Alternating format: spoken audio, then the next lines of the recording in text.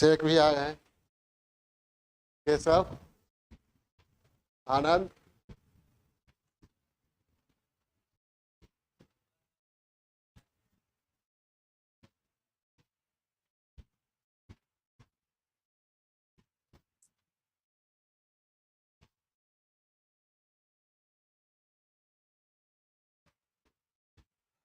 तो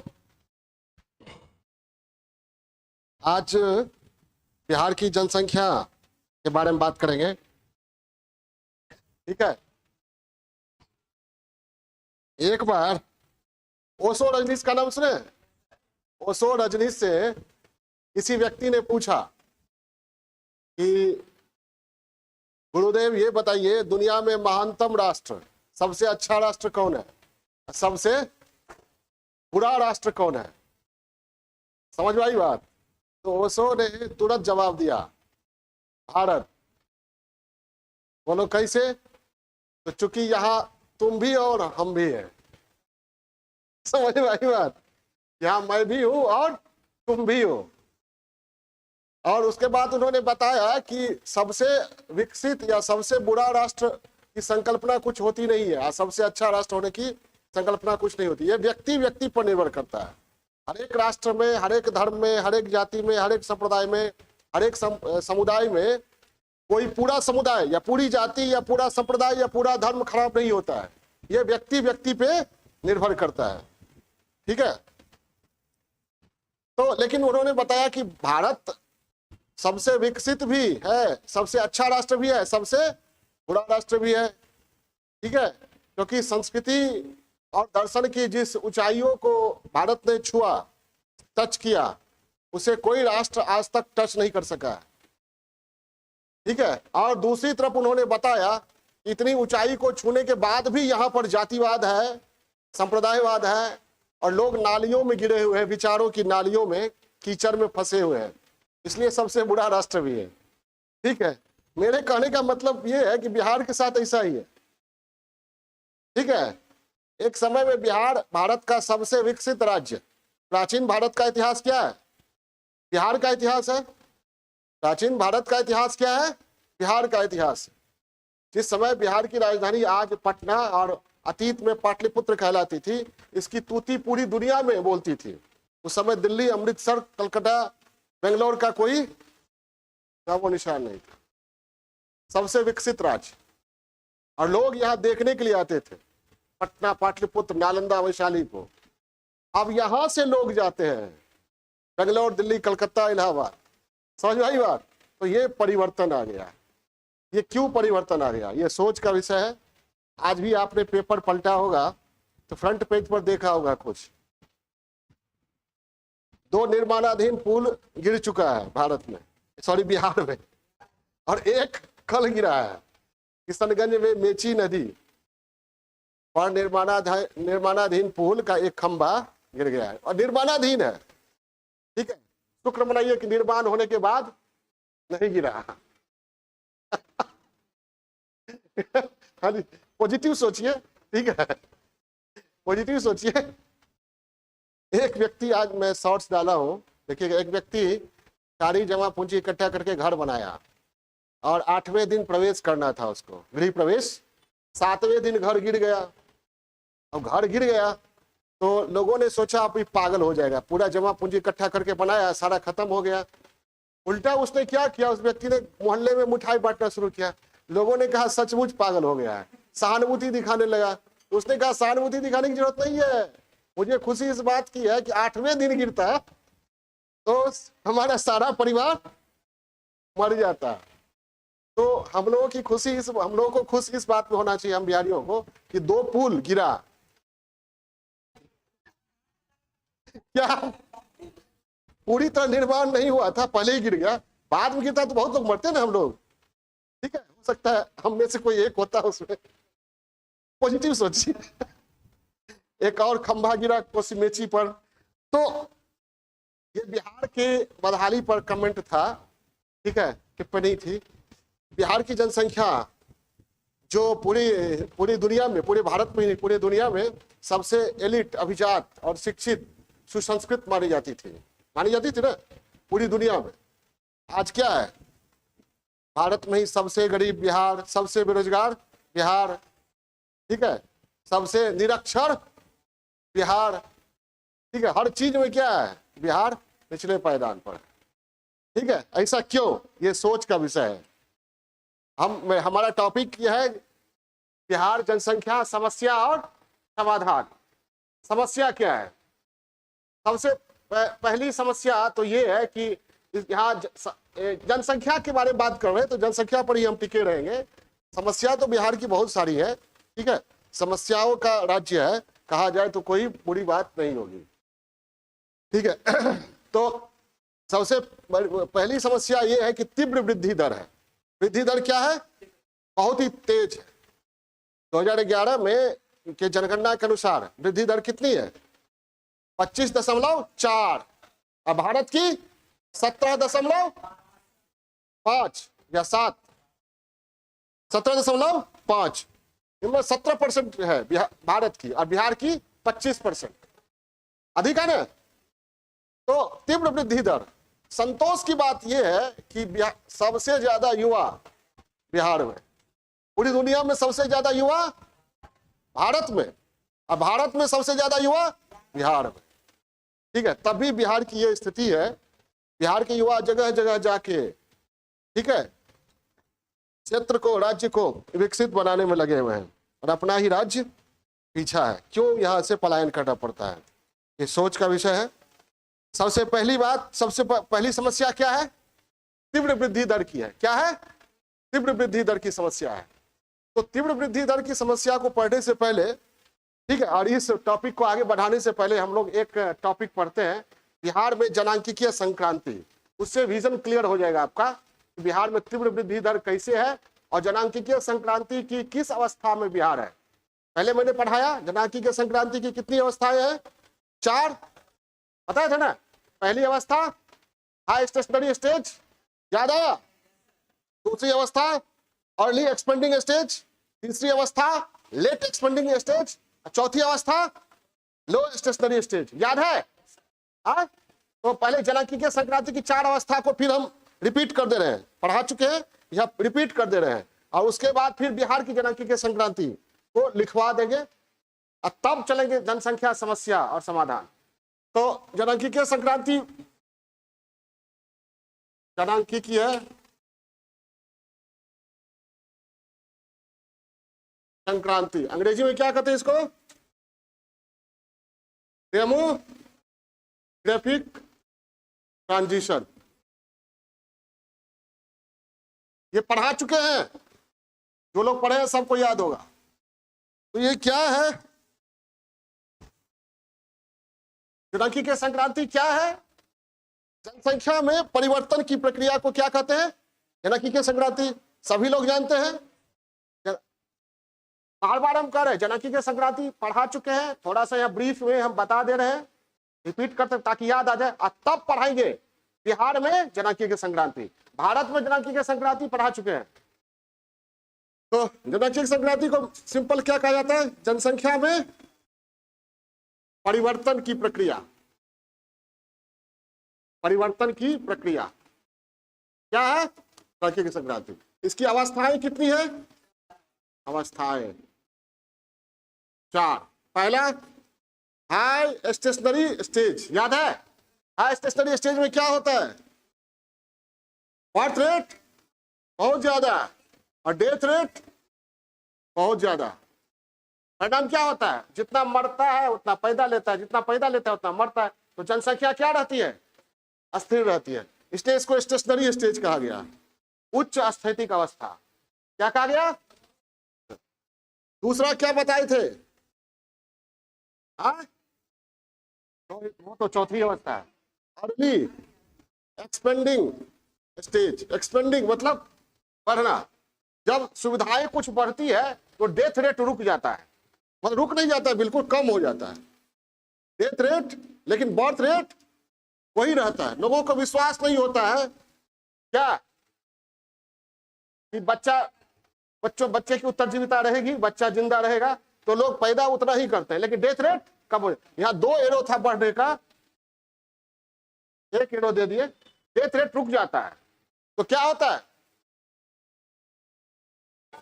death rate रुक गया, जनसंख्या बढ़ती चली गई, तो क्या होगा, हाँ, तीव्र जनसंख्या, यानी जनसंख्या विस्फोट। यह अवस्था क्या है, पॉपुलेशन एक्सप्लोजन, जनसंख्या विस्फोट की स्थिति। बिहार इसी अवस्था में, अब भारत तीसरी अवस्था में है। ठीक है, ये एक्सपेंडिंग स्टेज है, बढ़ने लगती है। और उसके बाद क्या आता है, लेट एक्सपेंडिंग स्टेज, जब क्या होता है, बर्थ रेट भी कम होने लगता है। 2 एरो था ना, 1 एरो दिए हैं, और डेथ रेट कम तो रहता ही है। तो क्या होता है, जनसंख्या वृद्धि दर, इसमें पीजीआर क्या है, population growth rate, balanced, balance रहता है, संतुलित। इसमें PGR population growth rate high.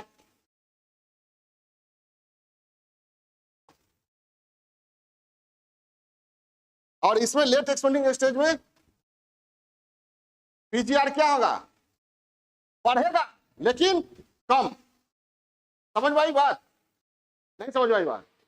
Growth rate यहां बहुत ज्यादा था, विस्फोट हुआ, अब डेथ रेट कम हो गया, बर्थ रेट भी कम हो गया, तो क्या हुआ, बढ़ेगा, ग्रोथ रेट बढ़ेगा लेकिन कम। यहां 2 एरो था, यहां क्या, 1 एरो।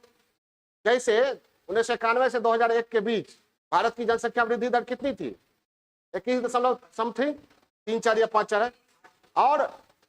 और इसके बाद अब कितना है, 17.7, 70% के आसपास है।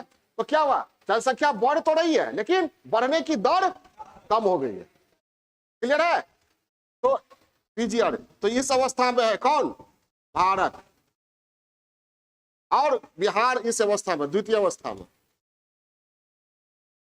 क्योंकि बिहार का अभी भी 25% के आसपास है।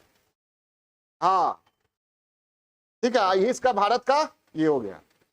तो चौथी अवस्था क्या है, लो स्टेशनरी स्टेज, जब बर्थ रेट भी गिर जाता है और डेथ रेट भी गिर जाता है, लोग मरते नहीं है, जीवन प्रत्याशा बहुत होती है। तब क्या होता है, जनसंख्या फिर स्थिर, या जनसंख्या निगेटिव भी जा सकती है, जैसा कि फ्रांस में, रसिया में, जर्मनी में, विकसित अर्थव्यवस्था में या विकसित परिवार में भी होता है, ग्रोथ रेट निगेटिव।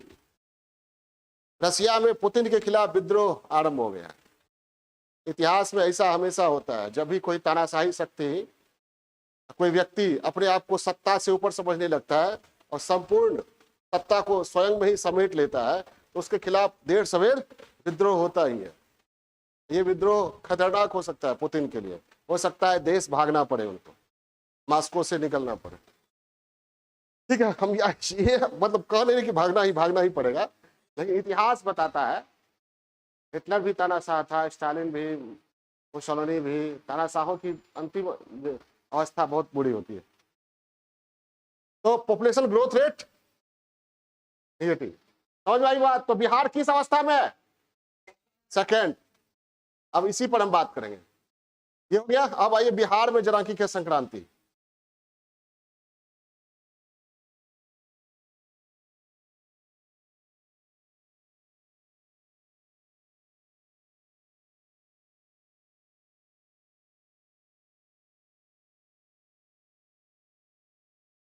बिहार में जनांकीय संक्रांति,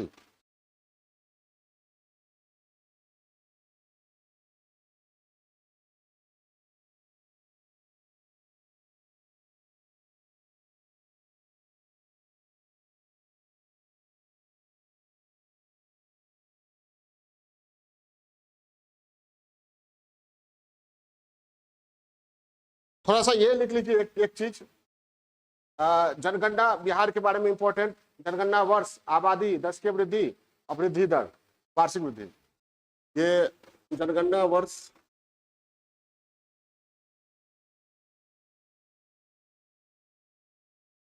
कुल आबादी,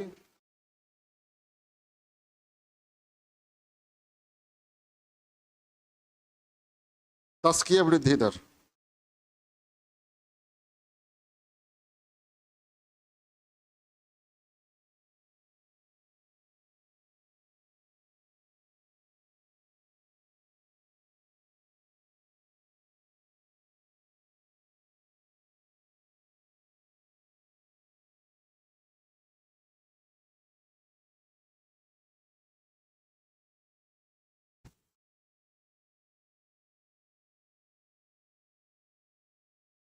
1901 में 1951 से लेते हैं, 1951 में 3.87 करोड़ आबादी थी बिहार की, 8-7 करोड़, और वृद्धि दर 10.27%।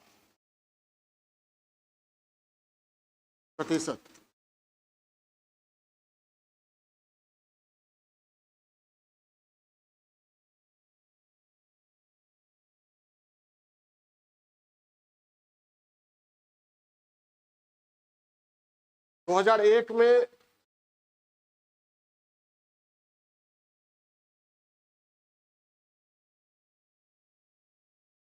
8.29 करोड़। 2001 इसलिए लिया है कि इसी साल झारखंड अलग हुआ। समझ आ रही बात?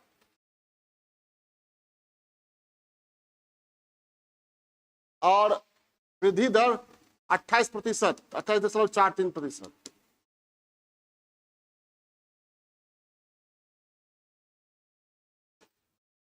दो 2011 में अंतिम संख्या, अंतिम जनगणना के अंतिम आंकड़ों के मुताबिक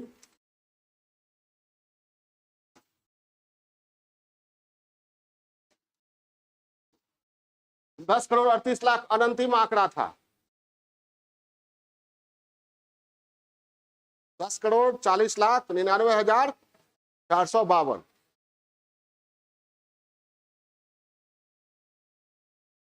452।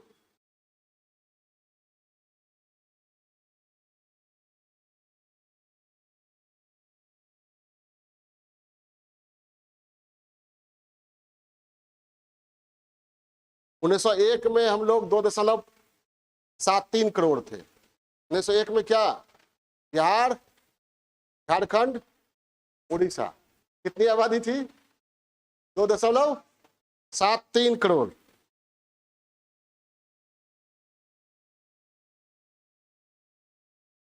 लिख लिए?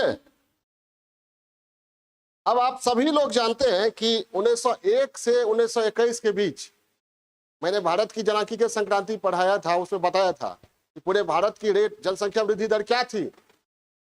बहुत तेज थी जी। अरे हम क्या बोल रहे हैं? 1901 से 1921 के बीच सब उलट के देखते नहीं है क्या? 2001 करें, 1901 से 1921 क्या बोले हैं हम? 1901 से 21 बोले हैं ना? क्या था? उलट के देख रही है, उलट के देख रही है। 21 को महाविभाजक वर्ष माना जाता है। हाई स्टेशनरी स्टेज था, कितनी बार पढ़ाए थे, बार बार बोले थे। हैजा प्लेग फैलता था तो गांव का गांव साफ हो जाता था। ठीक है, शिक्षा चिकित्सा की व्यवस्था नहीं थी, ब्रिटिश शासन उतना ध्यान ही नहीं देती थी। आज कोरोना फैला तो परिवार का परिवार साफ हो गया। उस समय तो जबकि स्थिति तो पहले से ठीक है ब्रिटिश शासनकाल की तुलना में। तो पहले क्या 1901 से 21 के बीच क्या निगेटिव था? हमने 21 को महान विभाजक वर्ष माना जाता है भारतीय जनांकी के इतिहास में। आप लोग जितना पढ़ाते हैं थोड़ा जाकर रिवीजन कीजिएगा तो जीवा पे आ जाएगा सब कुछ। इतना एक ही चीज को हम बार बार बोलते हैं, असम जोड़ दे दे के बोलते हैं, तो जाके घर पे रिपीट किया कीजिए। तो पहली अवस्था जो है वह जनसंख्या वृद्धि की धीमी अवस्था है। ठीक है, 1901 से 81 के बीच जनसंख्या की वृद्धि दर बिहार में निगेटिव थी, भारत में भी निगेटिव थी। तो पहली अवस्था जो है जनांकीय संक्रांति की पहली अवस्था बिहार में, उसको कहा जाता है जनसंख्या वृद्धि की धीमी अवस्था। क्या कहा जाता है? हाँ लिखिए, देखिए भारत बिहार में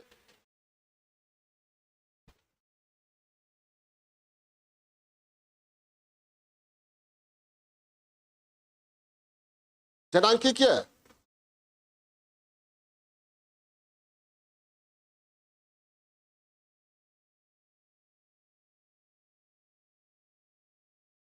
संक्रमण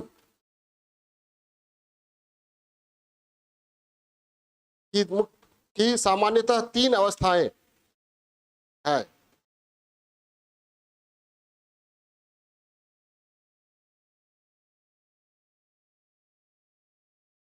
पहला, जनसंख्या वृद्धि की धीमी अवस्था।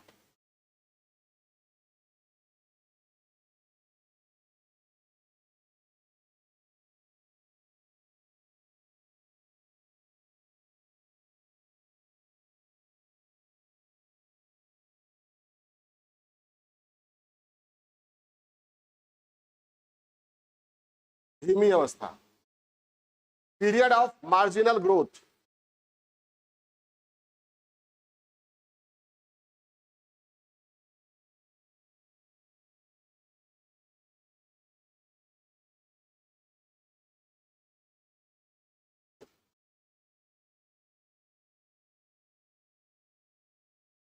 देखिए, जनसंख्या वृद्धि की यह धीमी अवस्था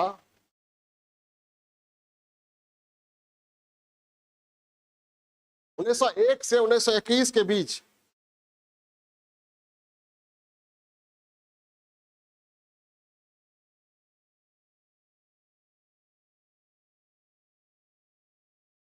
पाई जाती थी।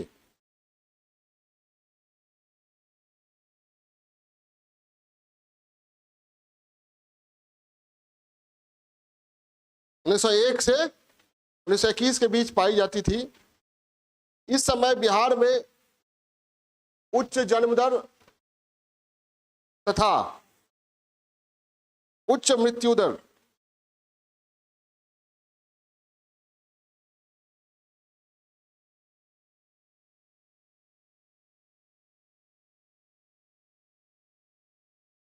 पाया जाता था, जिसके कारण जनसंख्या वृद्धि धीमी थी।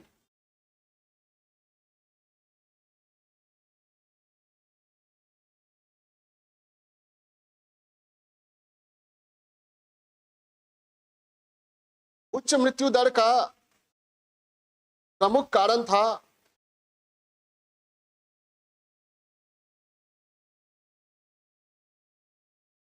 स्वास्थ्य सुविधाओं का अभाव।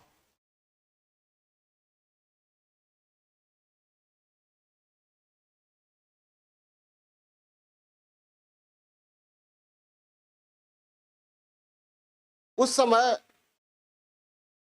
अनेक संक्रामक महामारियां तेजी से फैलती थीं,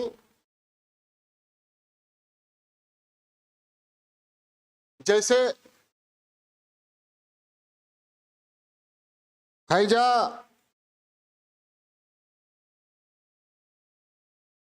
प्लेग, मलेरिया,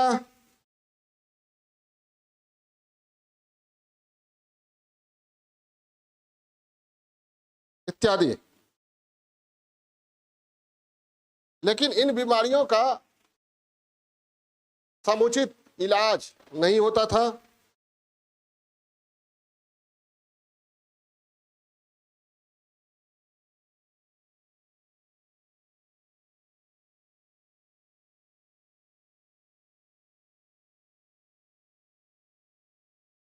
सरकार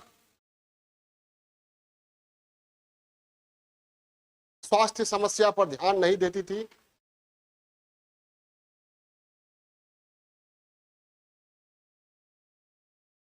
मतलब ब्रिटिश शासन इस बात में विश्वास करती थी कि जनसंख्या को प्रकृति संतुलित करती है। ठीक है, माल्थस का सिद्धांत है कि जनसंख्या ज्यामितीय गति से बढ़ती है और प्राकृतिक संसाधन अंकगणितीय गति से। समझ में आई बात? तो जनसंख्या तीव्रता से बढ़ती है तो प्रकृति संतुलित करने के लिए आपदा फैलाती है, ताकि अतिरिक्त जनसंख्या जिसका भार प्रकृति पर आ गया है वो खत्म हो जाए। इसलिए ये बीमारी और हो रहा है या कुछ हो रहा है तो इसमें सरकार को विशेष करने की जरूरत नहीं है, अपने पूंजीपतियों को विशेष करने की जरूरत नहीं है। परिणाम क्या होता था? बड़े पैमाने पर लोग मरते थे। एक तो महामारी फैलता था उसको लेकर, उससे मरने वालों की संख्या हजारों, लाखों, करोड़ों होती थी। दूसरा, प्राकृतिक प्रकोप, अकाल, बाढ़, सूखा, ठीक है, के कारण बिहार में मौतों की संख्या और भी बढ़ जाती थी। परिणामतः यहाँ क्या था? मृत्यु दर तीव्र था, और जहां भी मृत्यु दर तीव्र होगा तो जन्म दर भी तीव्र होगा। क्यों? माँ बाप को भरोसा ही नहीं होगा कि बच्चा जिंदा रहेगा कि नहीं, तो 10-20 पैदा करो, कम से कम 2-4 रह जाए।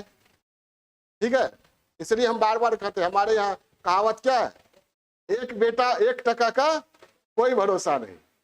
पहले ये था ना, अब तो भरोसा कर सकते हैं, अब भरोसा किया जा सकता है ना भाई।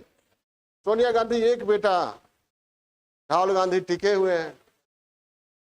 ठीक है, अब तो भरोसा किया जा सकता है।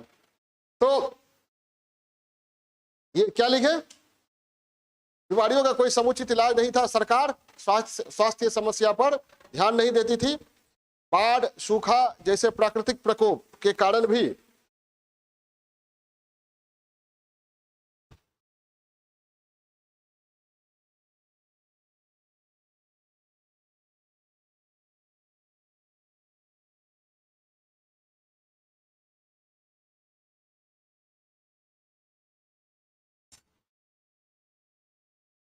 मृत्यु दर ऊंची होती थी।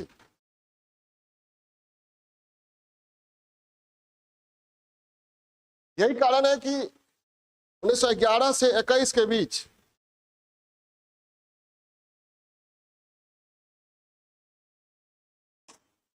जनसंख्या वृद्धि का दर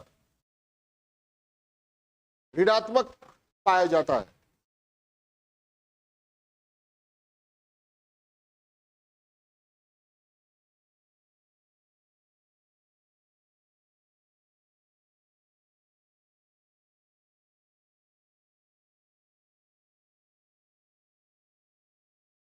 उसके बाद है जनसंख्या वृद्धि की मध्यम अवस्था। जनसंख्या वृद्धि की धीमी अवस्था कब से कब तक, 1 से 21 तक। जनसंख्या वृद्धि की मध्यम अवस्था, पीरियड ऑफ मॉडरेटेड ग्रोथ।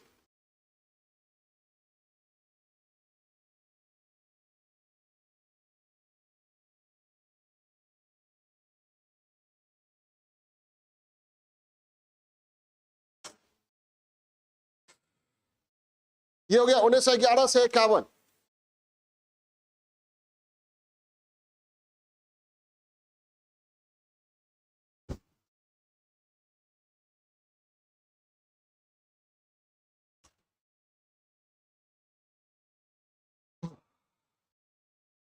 उन्नीस सौ 11 से 51 तक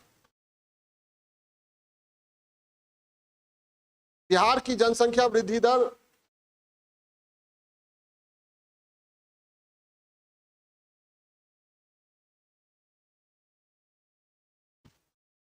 अनियमित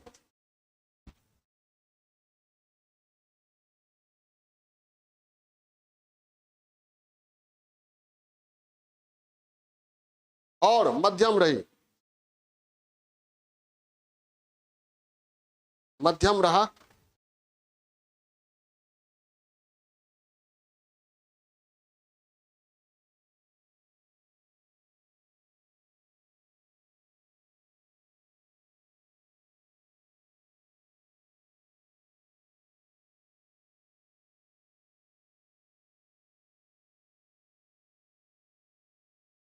इस अवस्था के अंतिम दशक में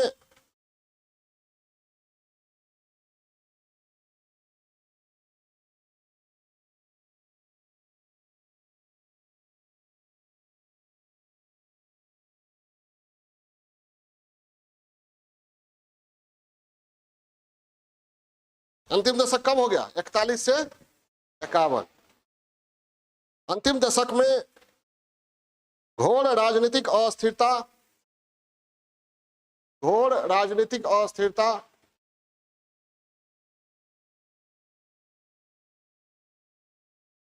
तथा औद्योगिक एवं व्यापारिक विकास न होने के कारण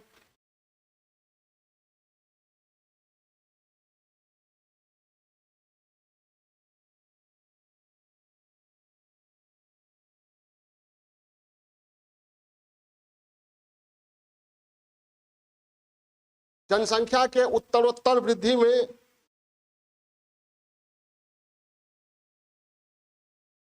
उत्तरोत्तर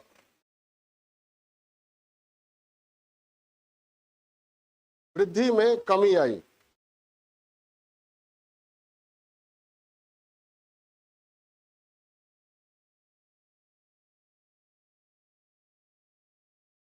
जैसे 1931 से 41 के बीच देखिए 1941 में 12.20%, 1941 में दशकीय वृद्धि दर, 1941 की जनगणना में दशकीय वृद्धि दर 12.20% थी पाई गई, जबकि 1951 के जनगणना में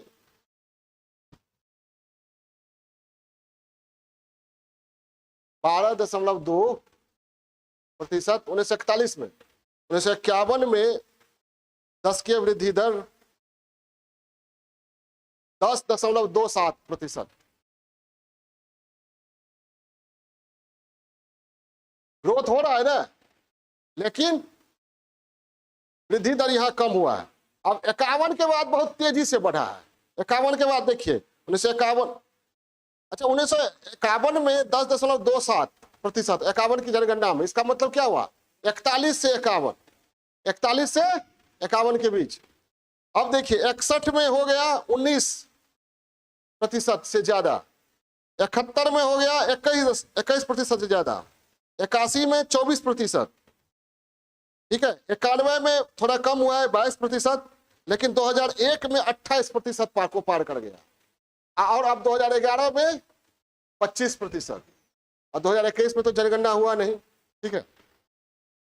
तो ये मध्यम अवस्था थी, जनसंख्या वृद्धि की मध्यम अवस्था। कब से कब तक, 11 से 51 तक। अब जनसंख्या वृद्धि की तीव्र अवस्था,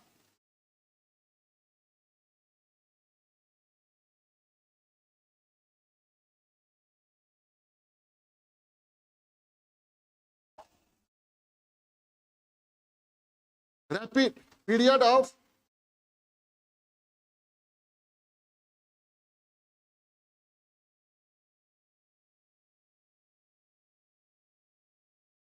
रैपिड ग्रोथ।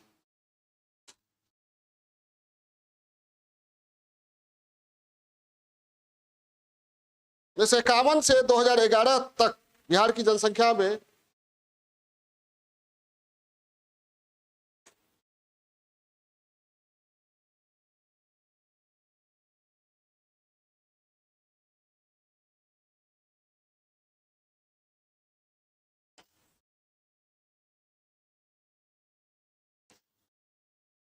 वृद्धि तीव्र गति से हुई है।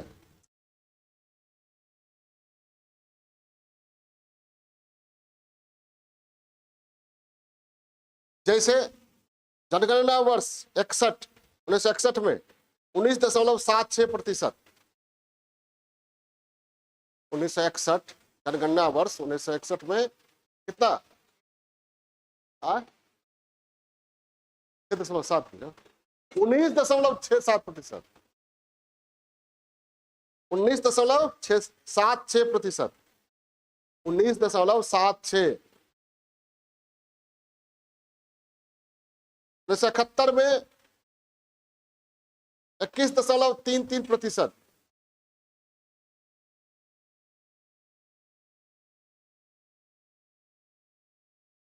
1981 में 24.06%,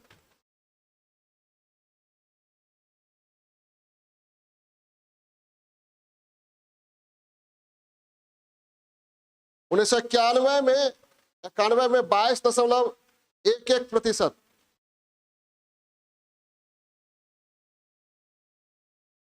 2001 में 28.43%,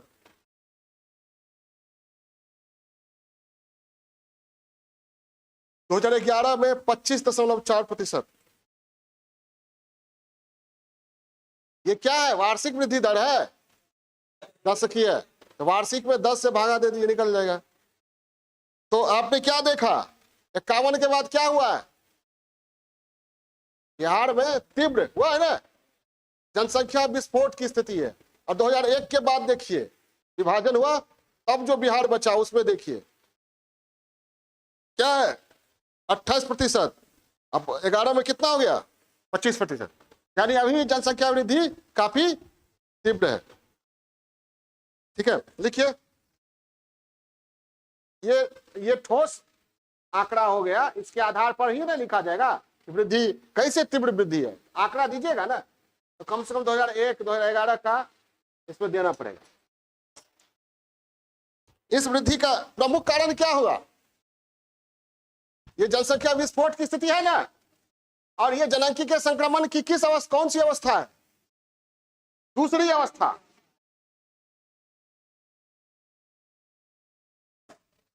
ये अर्ली एक्सपेंडिंग स्टेज में क्या होता है, डेथ रेट तो कम हो जाता है लेकिन बर्थ रेट में कोई खास परिवर्तन नहीं होता है। ठीक है, भारत किसमें है? तीसरी अवस्था में। क्लियर, याद रखिएगा, कभी पीटी में भी पूछा जा सकता है। भारत जनसांख्यिकीय संक्रमण की तीसरी अवस्था, चौथी तो बताएगी ना। भारत जनसांख्यिकीय संक्रमण की किस अवस्था में है? तीसरी। बिहार जनसांख्यिकीय संक्रमण की तीसरी। जिससे हम पूछेंगे वही जवाब। बिहार जनसांख्यिकीय संक्रमण की किस अवस्था में? तीसरी में कैसे हो गया? 20 से ऊपर ही है।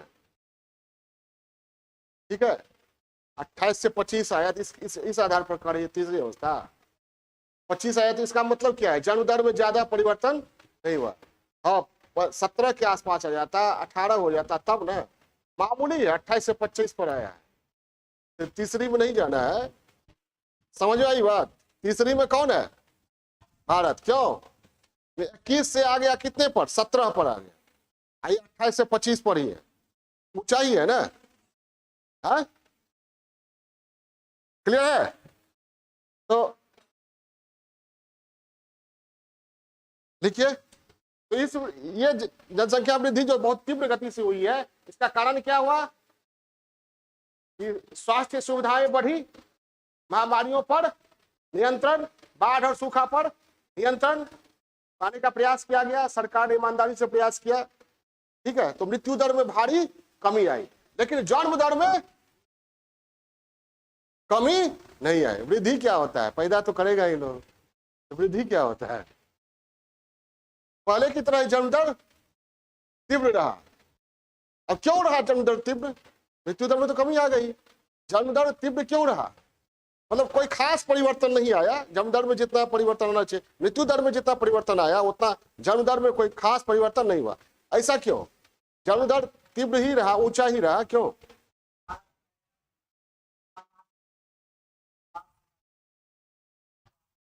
तो डेथ रेट तो हम कह रहे, खुद ही कह रहे हैं कम हो गया। अरे बर्थ रेट क्यों कम नहीं हुआ?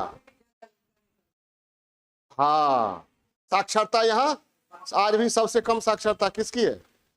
बिहार की। और बताया था मैंने, जनसंख्या वृद्धि का एक कारण है गरीबी।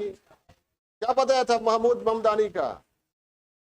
लोग गरीब है इसलिए उसके परिवार बड़े हैं, इसलिए नहीं कि उसके परिवार गरीब है तो परिवार बड़े हैं तो वह गरीब है। तो यहाँ गरीबी जहां रहेगी, लोग अधिक से अधिक बच्चे पैदा करेंगे।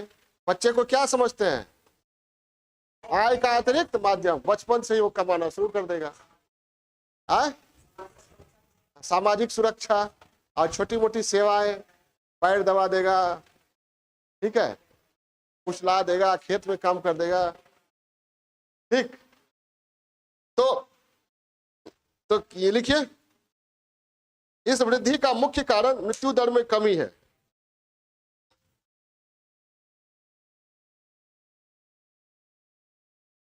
जबकि जन्म दर में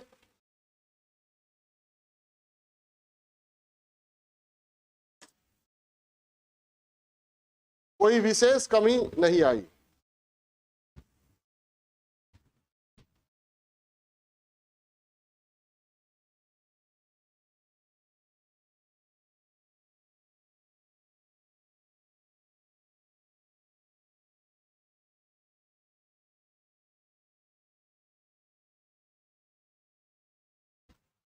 आप नीचे पैराम लिखिएगा।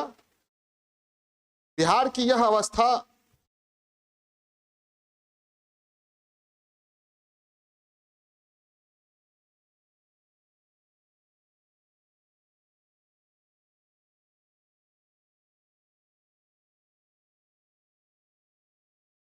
क्या हो गया? कुल मिलाकर बिहार की अवस्था डेमोग्राफिक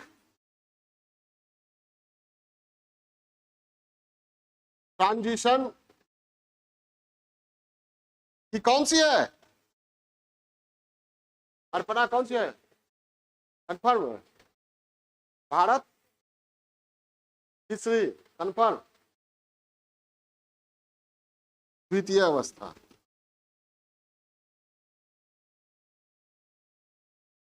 है। यानी वृद्धि दर क्या है बिहार में, हाँ क्या, तीव्र है। ठीक है, आप पढ़ाएंगे तो समझ जाइएगा। अब चलते हैं जनसंख्या समस्या और समाधान पर।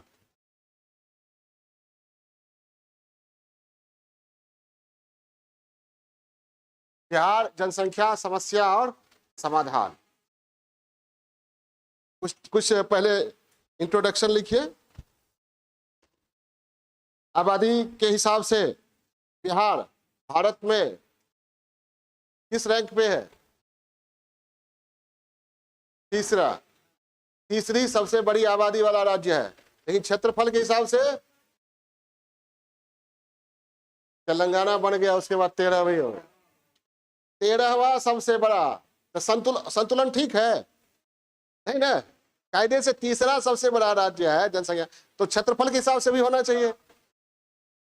एक तो भारत का संतुलन खुद गड़बड़ाया हुआ है, नहीं है। पूरे दुनिया की कितनी आबादी भारत में रहती है, 17% है ना लगभग, और भारत का क्षेत्रफल पूरी दुनिया का 2 पॉइंट समथिंग है। तो क्या है, गड़बड़ाया हुआ है ना। कायदे से क्या होना चाहिए, जितनी जनसंख्या उतना क्षेत्रफल। रूस का तो कहना ही नहीं है, तो बच्चों को पैदा करने के लिए अवार्ड देती है सरकार वहां। हाल में भी पुतिन ने घोषणा किया था, वहां लोग मर रहे हैं ना। तो क्या है, लिखिए 2011 की जनगणना का हम इस्तेमाल करेंगे। ठीक है, 2011 की जनगणना जनसंख्या समस्या से पहले ये बताइएगा ना कि समस्या है, कैसे समस्या है। हाँ, आप भी लिखेंगे आप लोगों के साथ, दिख रहा है अभी, क्लियर है, इधर कर लो। ठीक है,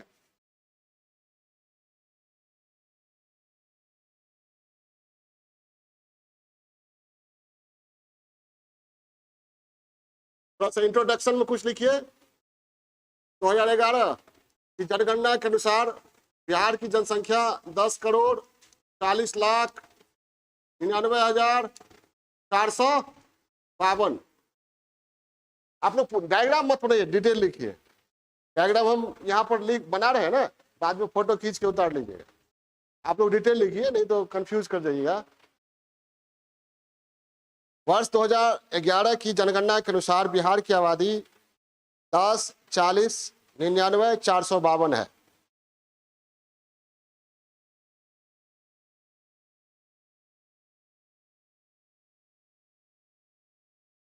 दशकीय वृद्धि दर 2 अंकों में है।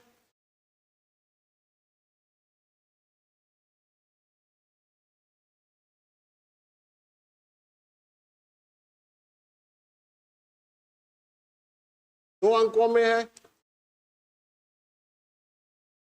2011 में 25.4%, जबकि 2001 में कितना, 28% से ज्यादा।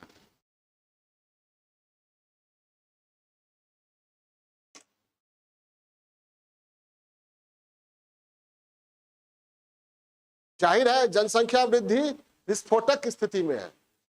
28% बढ़ना विस्फोटक है ना। देखिए, जाहिर है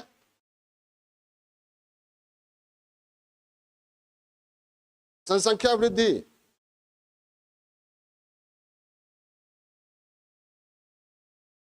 विस्फोटक स्थिति में है।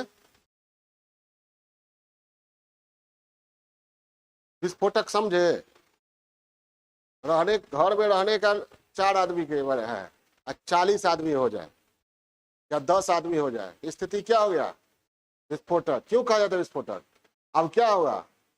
4 आदमी के रहने के लिए 10 आदमी आ गया तो क्या होगा? विस्फोट होगा। समय समय तुरंत तुरंत विस्फोट होगा। खाने के समय, रहने के समय, सोने के समय लोग इधर से उधर घूमेंगे उसमें, ठीक है, स्थिति विस्फोटक है। तो विस्फोट कैसे होता है, कोई जानते हैं? विस्फोट की अवस्था क्या होती है? गुब्बारा को विस्फोट करते हुए देखे हैं? उसमें क्यों विस्फोट क्यों होता है? ना, उसमें एक्सपेंशन होता है, हवा जाता है, एक्सपेंशन होता है, और उसके अनुरूप उसका एरिया होता नहीं है, वो फैलना चाहता है तो क्या होता है? विस्फोट। तो वही हुआ। क्षेत्रफल पूरे भारत का कितना है? पूरे भारत का, बिहार की का क्षेत्रफल भारत का कितना प्रतिशत है? भारत के क्षेत्रफल का 8.6%। और आबादी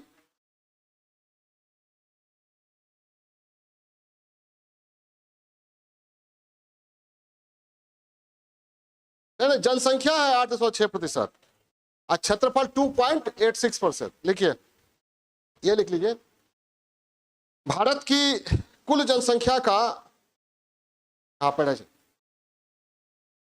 8.60% बिहार में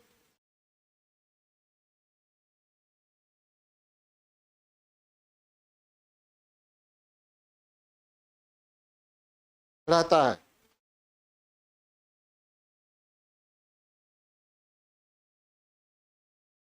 और जनसंख्या के दृष्टिकोण से बिहार भारत का तीसरा सबसे बड़ा राज्य है।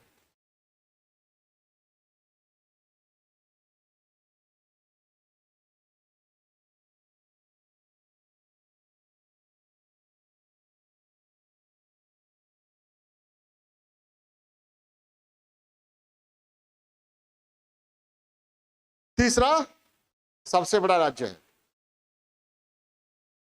जबकि क्षेत्रफल की दृष्टि से भारत, क्षेत्रफल की दृष्टि से भारत में बिहार का स्थान 13वां है।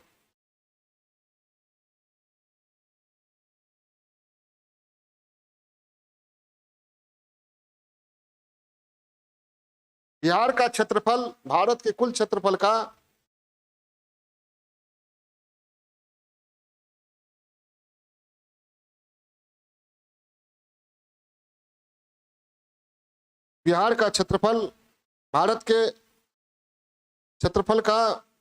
2.86%।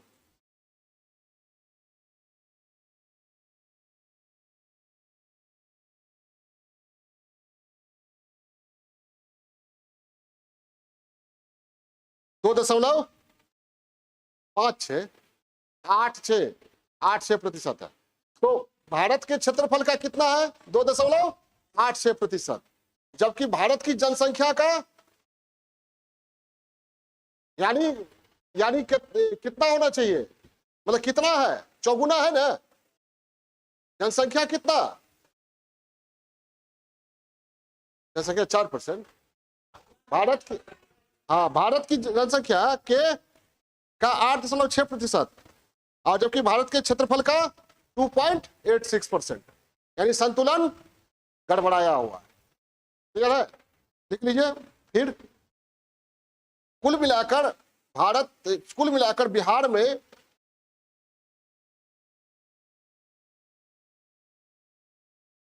जनाधिक्य की स्थिति है।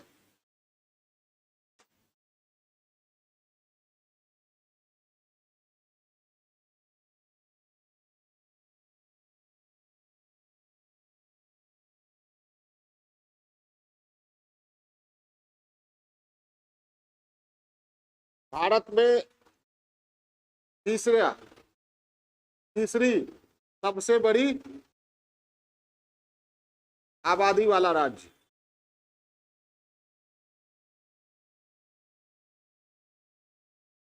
बिहार है,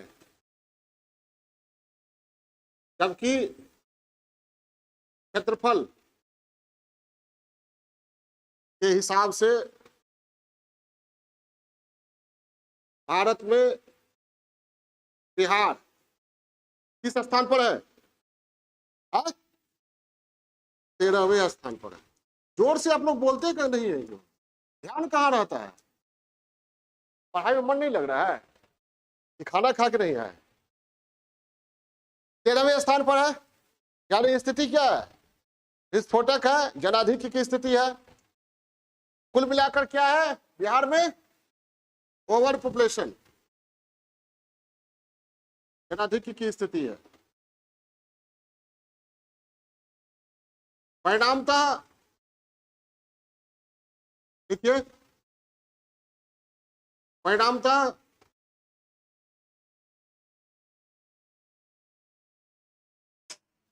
जनसंख्या से जुड़ी कई समस्याएं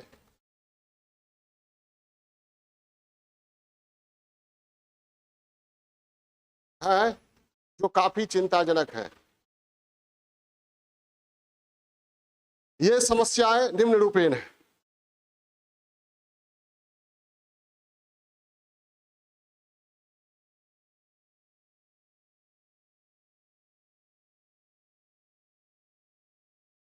पहला, तीव्र वृद्धि दर।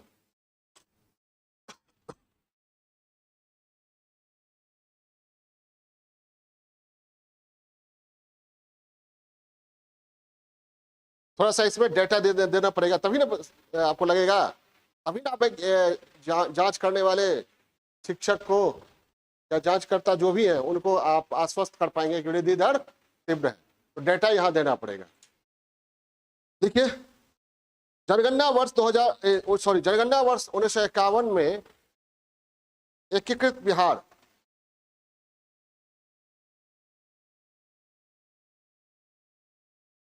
की कुल आबादी 3.88 करोड़,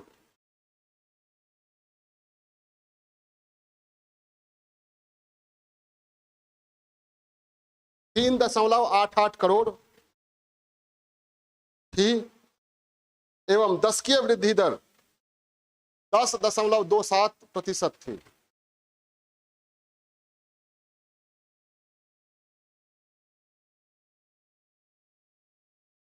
जनगणना वर्ष 2001 में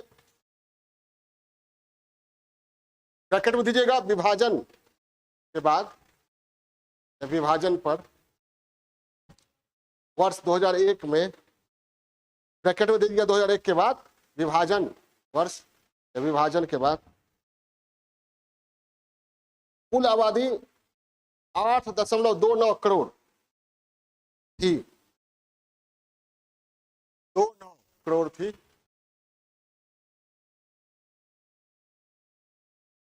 दशकीय वृद्धि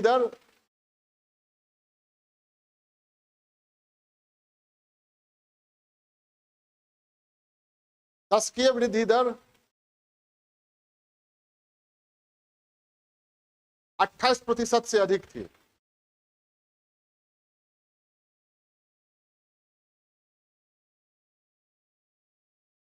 क्योंकि 2011 में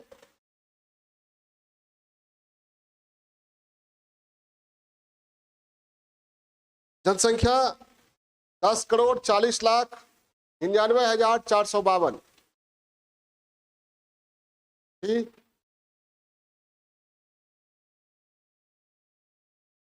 और वृद्धि दर 25.4%।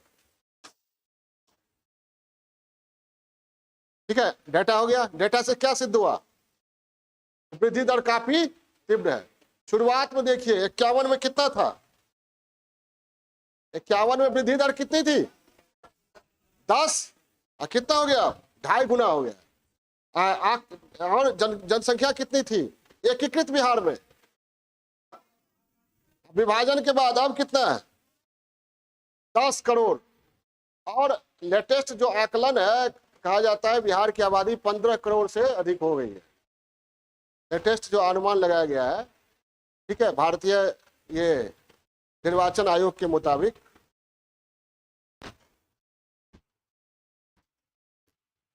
रवि सर कह दो कि सर लाइव क्लास ले रहे हैं, ऐसे बैठिए। ठीक है। तो वृद्धि दर क्या है? तीव्र है। 1951 में कितना था? 10% से ज्यादा। 2001 में, मुंह में आवाज नहीं आप लोग को? अभी लिखवाए ना तो सब लोग बोलिए। एक दूसरे पर थोपने की आदत है क्या? कोई ना कोई बोल ही देगा। सब लोग बोलिए 2011 में। सब लोग। मिथुन तुम क्यों नहीं बोल रहे हो? प्रकाश, पूछते हैं तो बोलते हो क्यों नहीं? बार बार बोलने से किसी चीज का जितना बार बोलिएगा ना, हाँ वो मेमोरी में जाता है। ये जो बोलिएगा ना ये आवाज, वो बाहर ही नहीं निकलता है, ये आपके ब्रेन में भी घुसता है। इसलिए बोलना सीखिए। समझ में आई बात? एक मंडूकोपनिषद नाम सुने हैं? उसमें उसका मंडुक नाम क्यों पड़ा? मंडूकोप है या मुंडकोप? विद्यार्थी जब पढ़ते थे तो मेढक की तरह टर्राते थे, रटते थे बार बार। एक चीज को बार बार बोलने से वो दिमाग में जाएगा। 2011 में 4%। दूसरा, ये लिख दीजिए कि जाहिर है दशकीय वृद्धि दर विस्फोटक है और स्थिति अत्यंत ही चिंताजनक है।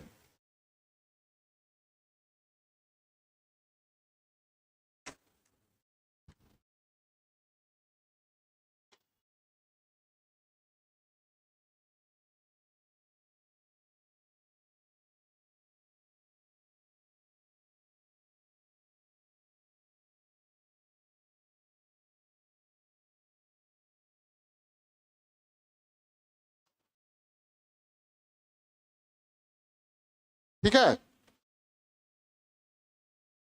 और लिखिए भूमि पर जनसंख्या का अधिक भार।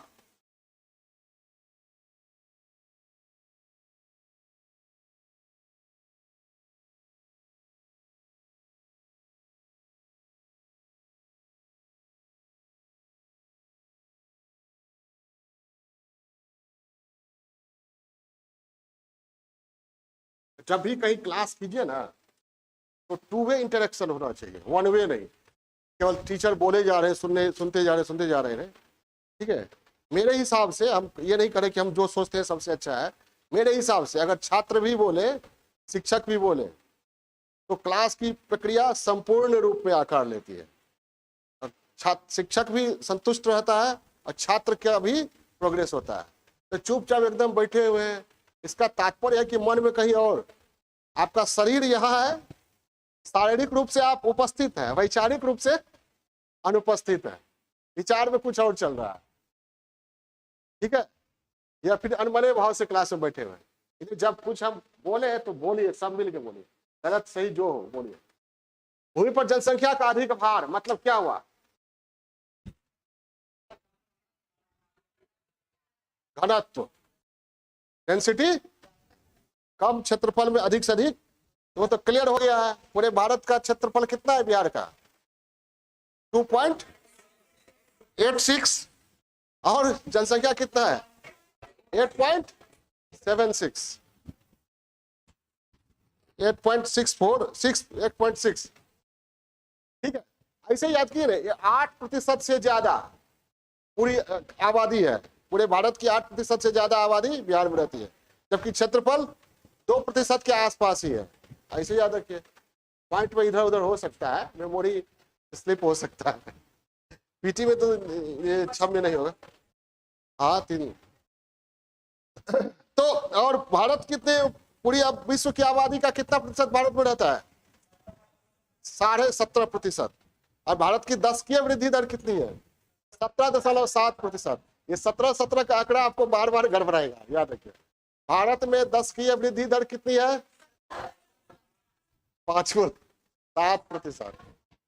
अब पूरी दुनिया की 17.5% आबादी भारत में रहती है। क्लियर हुआ? ये 17 का डाटा बार बार गड़बड़ाएगा, कैसे याद कीजिएगा?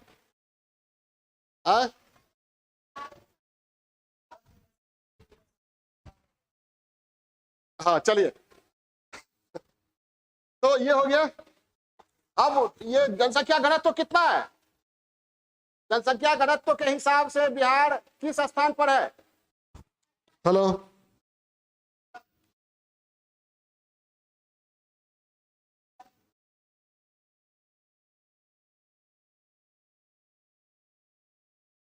हाँ प्रथम।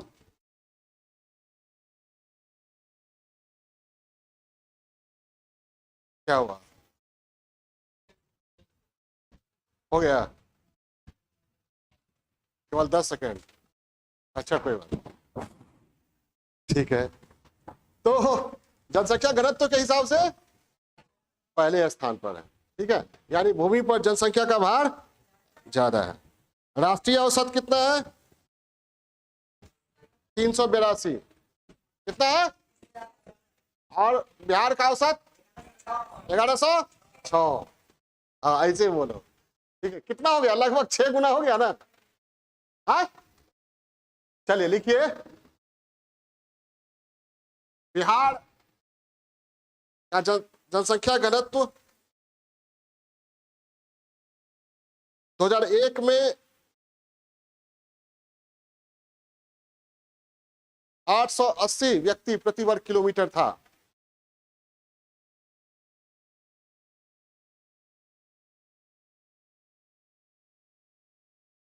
880 व्यक्ति प्रति वर्ग किलोमीटर। 2011 में 1106 व्यक्ति प्रति वर्ग किलोमीटर हो गया।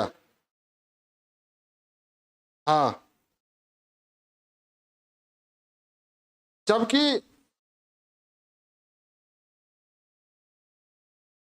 भारत का औसत राष्ट्रीय घनत्व 2001 में 324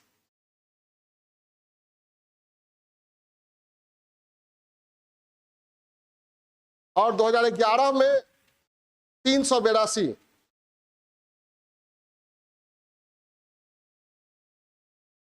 व्यक्ति प्रति वर्ग किलोमीटर है। 382, 324, 2011 में कितना हो गया? 382। बिहार का कितना हो गया जनसंख्या घनत्व? 880। कब?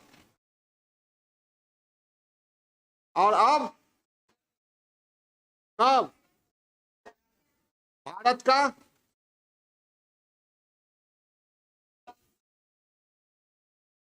324 कब? अब ठीक है, यानी राष्ट्र, पूरे राष्ट्र में देखा जाए तो जनघनत्व बिहार का सबसे अधिक है। जनघनत्व के हिसाब से बिहार का क्या रैंक है भारत में? प्रथम स्थान पर है। ठीक है, लिखिए, तो ये लिख सकते हैं ना कि इस प्रकार औसत, ये बिहार का जनघनत्व राष्ट्रीय औसत से क्या है? काफी कम है। काफी कम है ना, अधिक है। लिखिए, इस प्रकार बिहार का जनघनत्व राष्ट्रीय औसत से काफी अधिक है।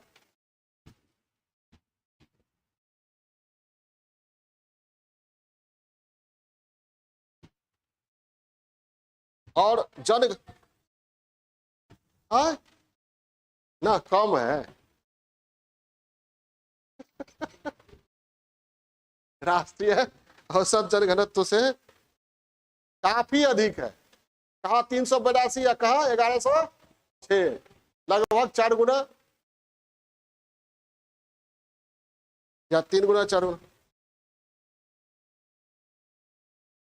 और जनघनत्व के की दृष्टि से बिहार पहले स्थान पर है। जनघनत्व की दृष्टि से भारत में बिहार पहले स्थान पर है।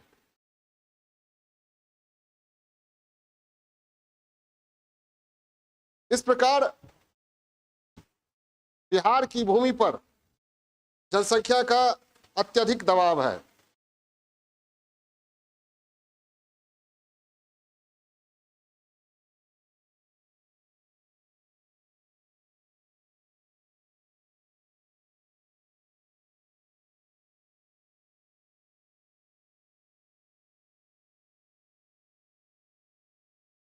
अत्यधिक।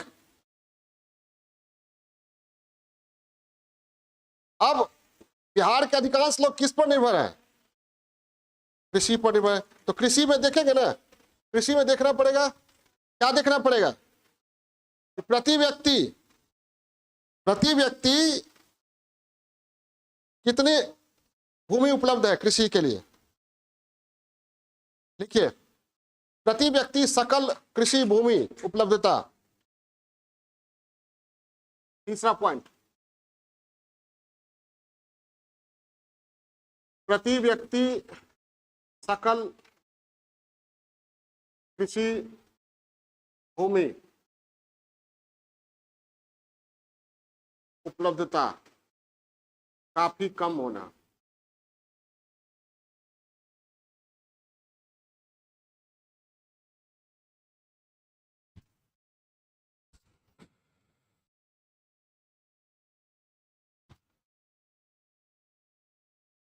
जनसंख्या की तीव्र वृद्धि के कारण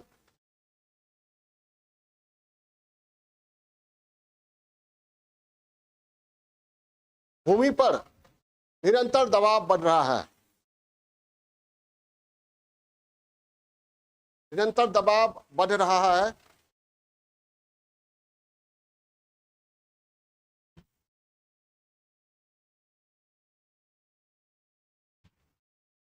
और इसका सबसे अधिक भार कृषि पर पड़ा है।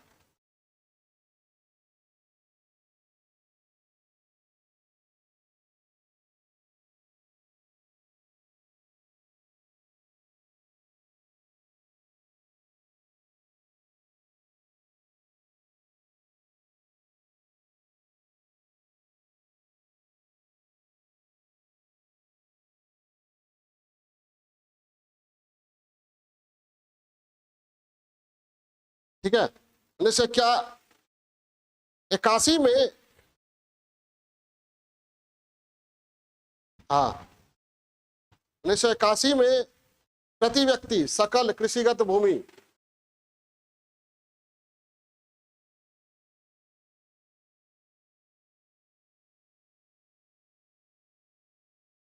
2.5 हेक्टेयर थी। ये डेटा बदलते रहता है, कहीं कुछ डेटा रहता है।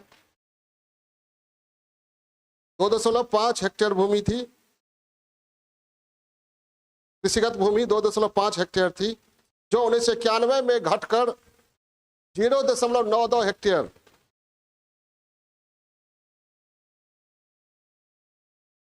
92 हेक्टेयर तथा 2001 में मात्र 0.69 हेक्टेयर रह गई। 0.69 हेक्टेयर रह गई।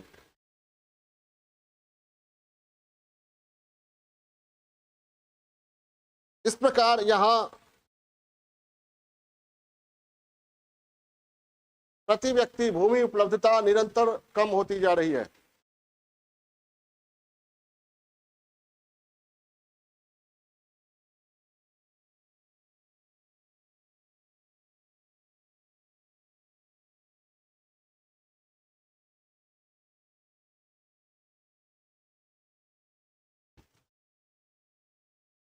कुछ जिलों में यह जनसंख्या भार बहुत ही अधिक है। हाँ, यह जनसंख्या भार बहुत ही अधिक है। कुछ जिलों में यह जनसंख्या भार बहुत ही अधिक है, जैसे पटना, वैशाली, मुजफ्फरपुर, दरभंगा इत्यादि।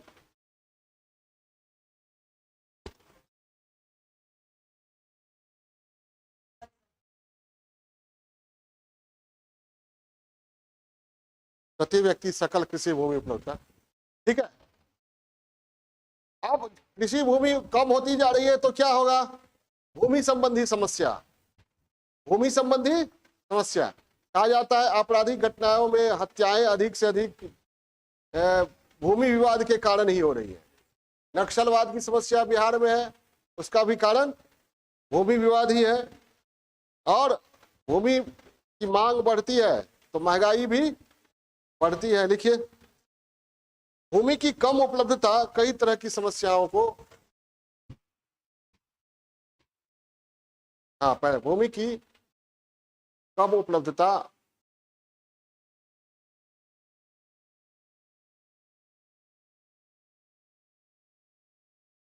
कई तरह की समस्याओं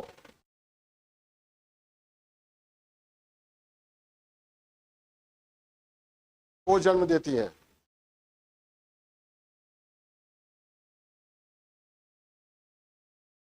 जैसे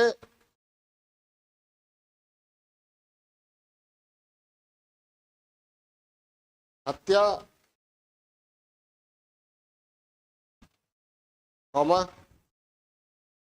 हत्या, भूमि विवाद में मारे जाते हैं लोग, एक मार देते हैं 23 में आके, 1 इंच भूमि के लिए भी लोग जान से मार देता है। हत्या, नक्सलवाद, ये हत्या हो गया व्यक्तिगत विवाद में।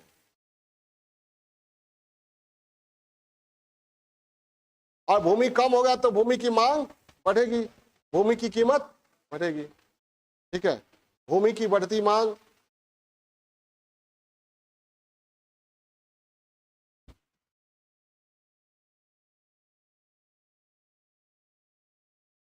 और भूमि की बढ़ती कीमत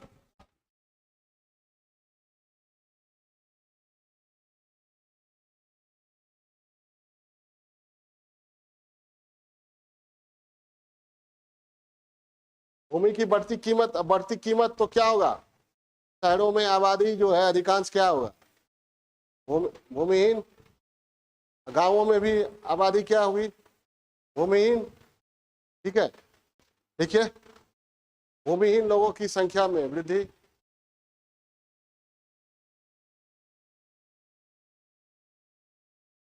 शहरों में आवास समस्या,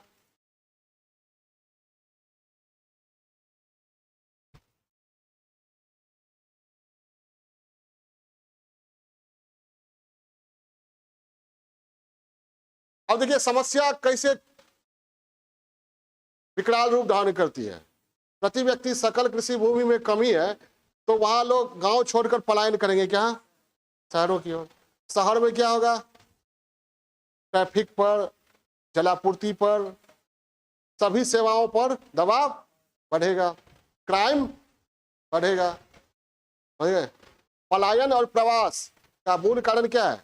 भूमि संबंधी, भूमि की उपलब्धता में कमी। एक कारण ये है, केवल यही कारण नहीं, और भी कारण है, पलायन और प्रवास। उसी में भूमि से जोड़कर बोल रहे हैं, पलायन और प्रवास।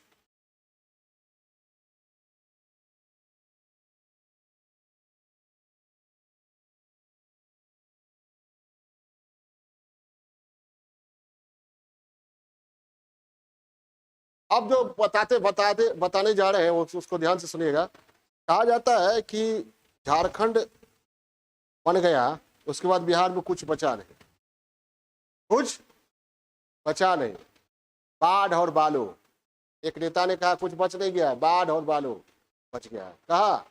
बिहार में।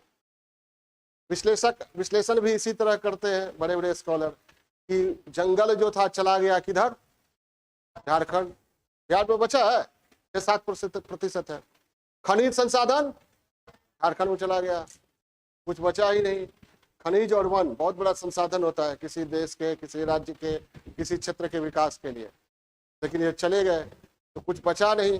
बचा क्या? मिट्टी और पानी। क्या बचा? मिट्टी और पानी। आबादी बहुत बड़ी है।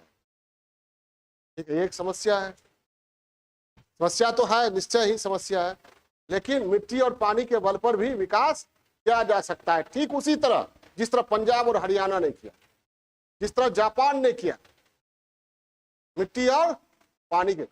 ठीक है, हमारी जैसी मिट्टी तो जब पंजाब में भी नहीं है, बिहार जैसी मिट्टी है, पानी भी उतना नहीं है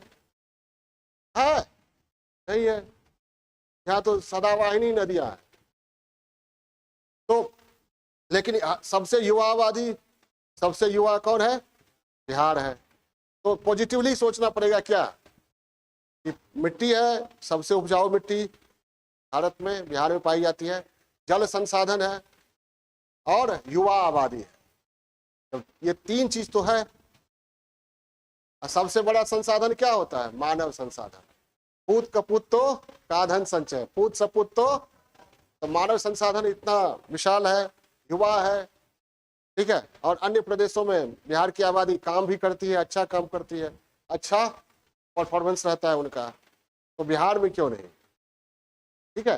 तो युवा आबादी को अधिक से अधिक नियोजित करने, स्किलफुल, उसके कौशल विकास पर ध्यान देना पड़ेगा। खाली रोने से काम नहीं चलेगा कि मेरे पास कुछ नहीं बचा, बाढ़ और बालू। ये जनता को दिग्भ्रमित करने का नारा है, ठीक है नहीं? जनसंख्या, ये मिट्टी है, पानी है, ठीक है। कृषि में भी बहुत सारी संभावना है, इथेनॉल का इंडस्ट्री, इथेनॉल का पता है ना? हाँ, ठीक है। तो वो यही जो मैंने अभी एनालिसिस किया उसी को लिखवा रहे हैं पॉइंट के रूप में, संसाधनों की तुलना में जनसंख्या का अधिक भार। नेक्स्ट पॉइंट,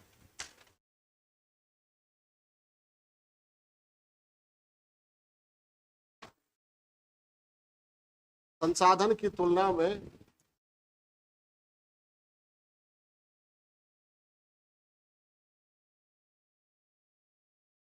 का अधिक भार या सीमित, इस पॉइंट को ऐसे भी लिख सकते हैं, सीमित संसाधन पर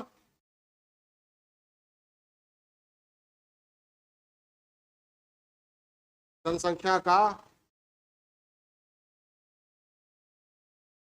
अधिक भार।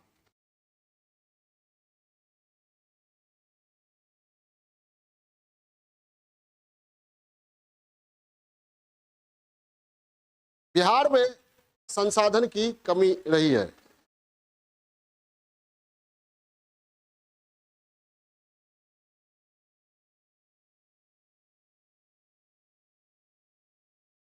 झारखंड पढ़ने के बाद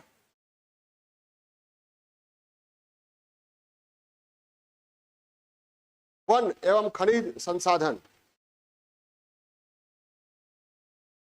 की काफी कमी हो गई है। झारखंड बनने के बाद वन एवं खनिज संसाधन की काफी कमी हो गई है।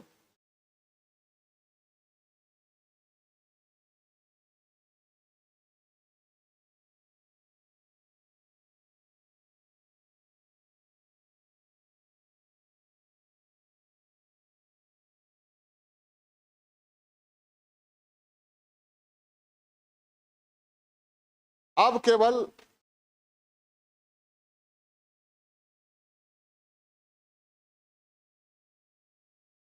कृषि संसाधन ही बच गया है, कृषि संसाधन ही बच गया है।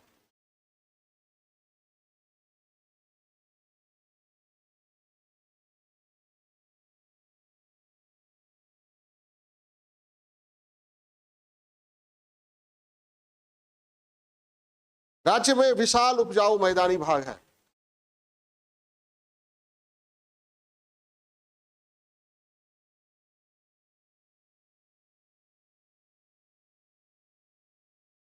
विशाल उपजाऊ मैदान है,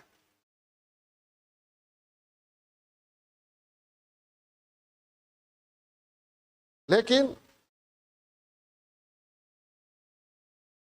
बाढ़, सूखा,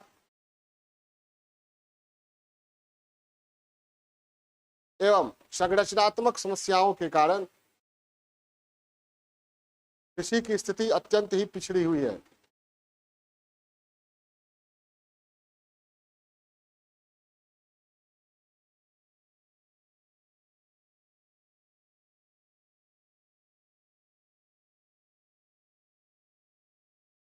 जबकि ग्रामीण आबादी निरंतर वृद्धि निरंतर बढ़ रही है।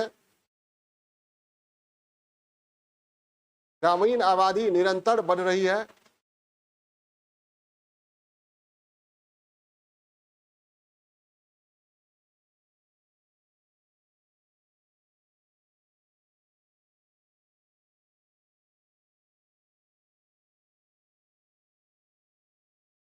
और इनका भार कृषि पर निरंतर बढ़ रहा है।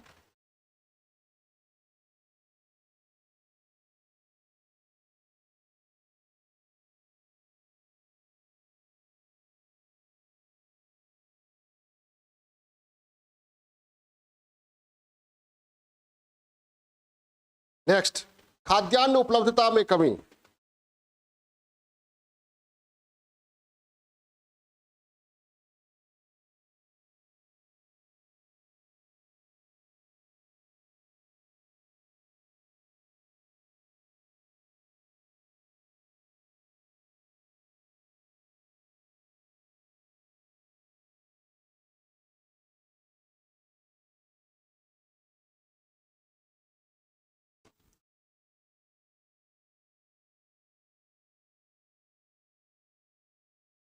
समस्या हम लोग पढ़ रहे हैं, समस्या ही पढ़ रहे हैं ना। अभी कौन सी समस्या है? 5वीं।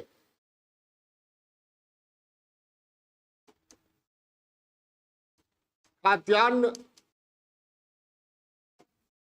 उपलब्धता में कमी। देखिए,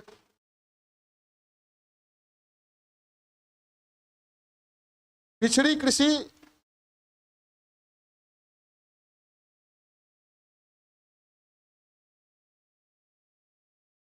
पिछड़ी कृषि कृषि उत्पादकता में कमी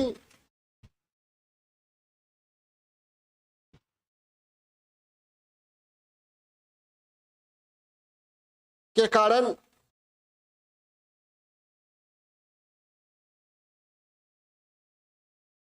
बिहार की अधिकांश आबादी, हेलो, भुखमरी और कुपोषण की शिकार रही है।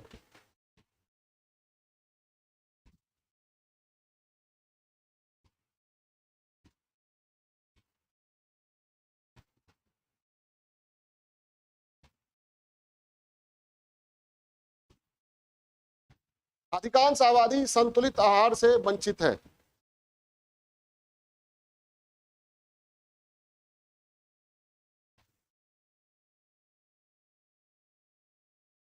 संतुलित आहार से वंचित है।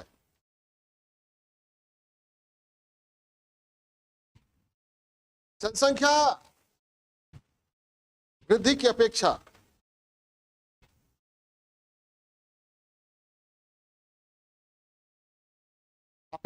कृषि उत्पादन की वृद्धि संतोषजनक नहीं रही है।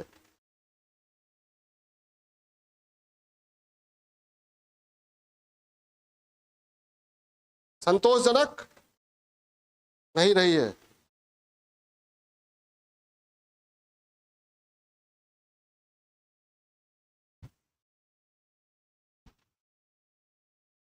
देखिए, प्रति व्यक्ति कम आय। नेक्स्ट,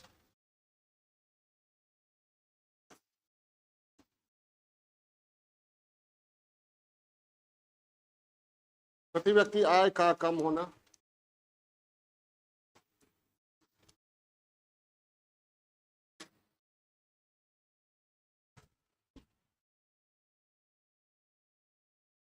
बढ़ती जनसंख्या और तीव्र जनसंख्या वृद्धि दर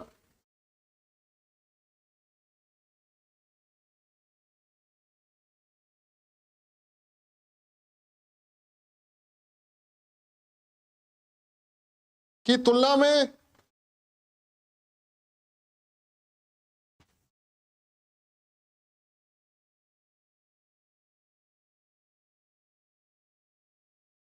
कृषि एवं उद्योग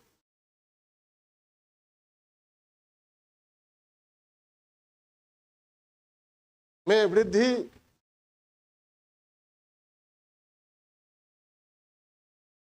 चिंताजनक, वृद्धि संतोषजनक नहीं रही है।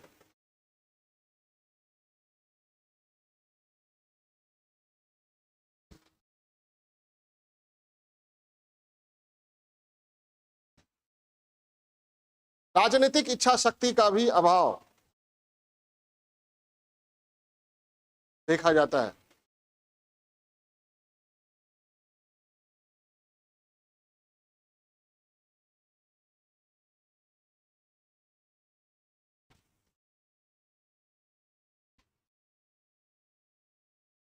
परिणामतः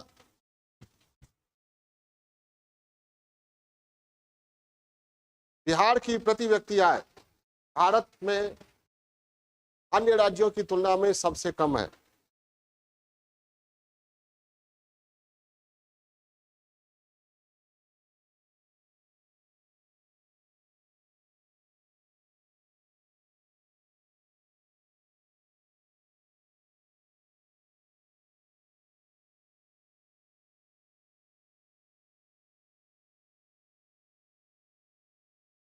अन्य राज्यों की तुलना में सबसे कम है।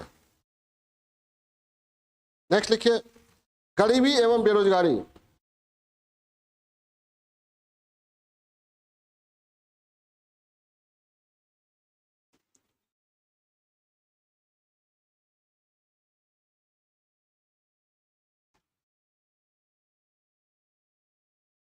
भारत में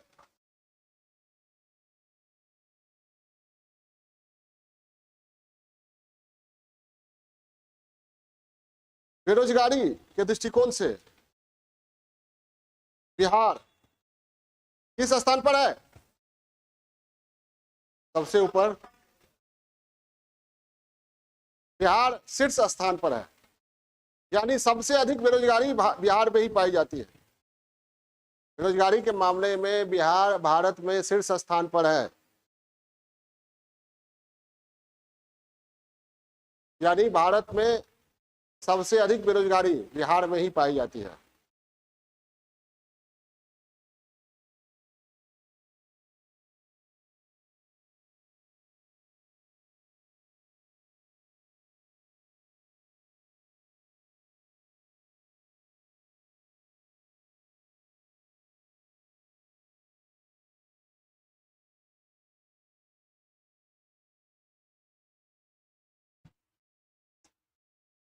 ठीक है, और गरीबी के मामले में बिहार सबसे गरीब है ना। कभी उड़ीसा कभी ये, तो थोड़ा सा कभी उड़ीसा हो जाता है, इसलिए इसमें भाषा थोड़ा सा घुमाना पड़ेगा।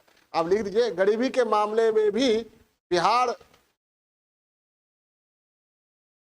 शीर्ष राज्यों में शामिल है। बिहार सबसे गरीब राज्यों की श्रेणी में शामिल है, ऐसे भी लिख सकते हैं। गरीबी के मामले में भी बिहार सबसे गरीब राज्यों की श्रेणी में शामिल है।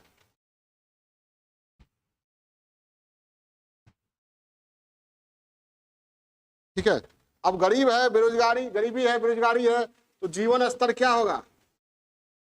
निम्न जीवन स्तर।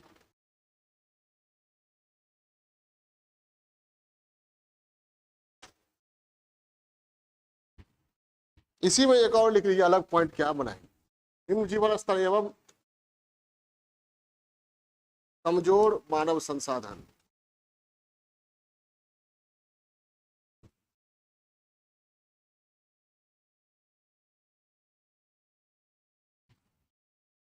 गरीबी, बेरोजगारी, देखो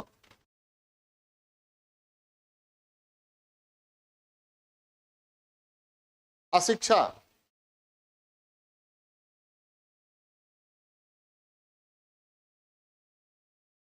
स्वास्थ्य संबंधी आधुनिक सुविधाओं का अभाव,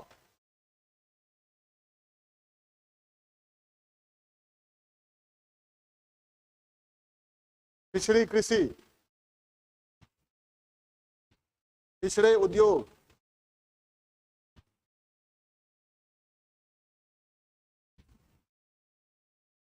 एक मिनट, अभी क्या कहिएगा? राजनीतिक अस्थिरता है, हाँ अभी है अभी नहीं है, अभी है ना। गठबंधन देखते नहीं है, कभी बराबर खबरों में रहता है।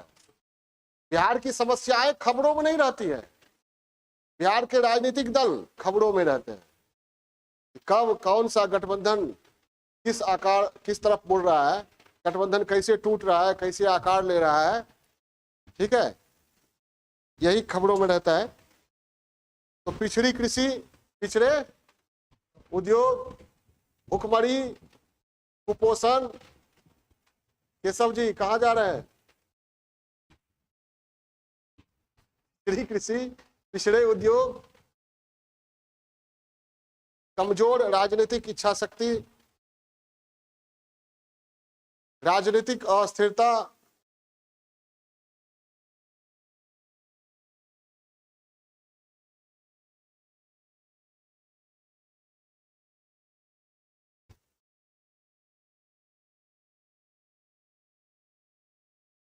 के कारण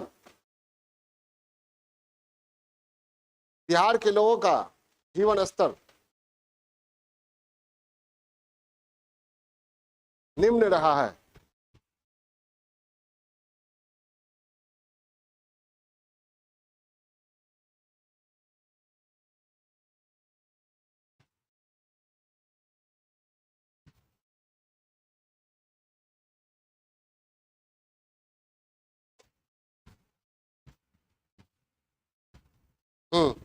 तो लिखिए पर्यावरणीय समस्याएं। अरे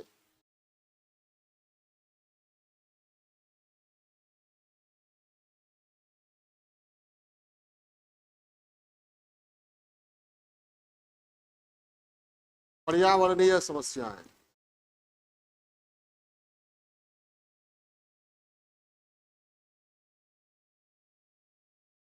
एक मिनट। जनसंख्या का अधिक भार और सही ढंग से जल प्रबंधन न होने के कारण बिहार में जल संकट की स्थिति है, जल प्रदूषण की स्थिति है, ठीक है। डॉल्फिन क्या विलुप्त होने के कारण, अब गंगा में डॉल्फिन दिखती है, पहले नजदीक में बैठने पर डॉल्फिन दिखती थी, अब दूर दूर तक नजर नहीं आती।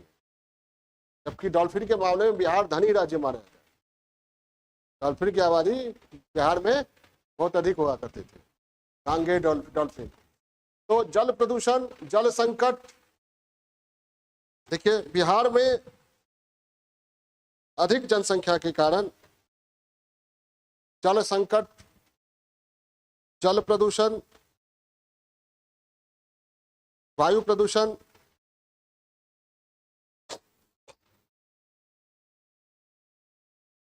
जैव विविधता ह्रास जैसी समस्याएं,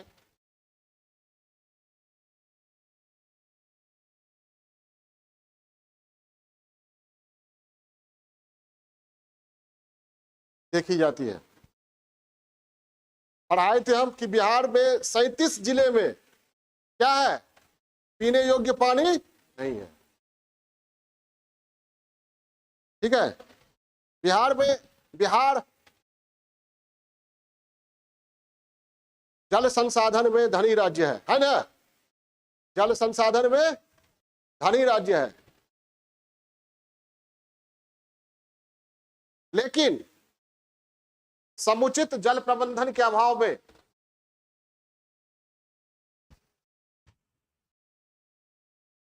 जल संकट की स्थिति देखी जाती है।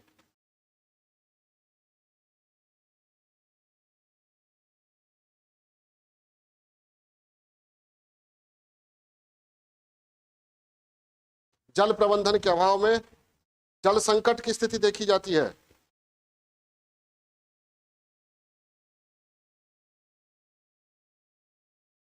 शहरों में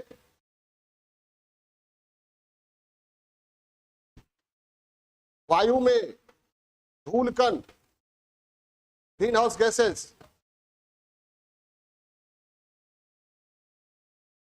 पटना का ही देख लीजिए, धूल कण कितना रहता है।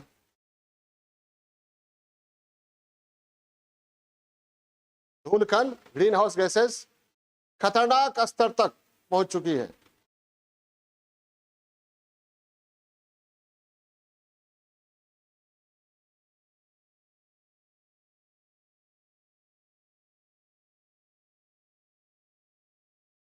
शहरों और गांवों में अपशिष्ट, अपशिष्ट समझ है ना, कचरा, जितनी आबादी उतना कचरा। शहरों में और गांवों में भी अपशिष्टों का सही ढंग से निस्तारण नहीं होता है।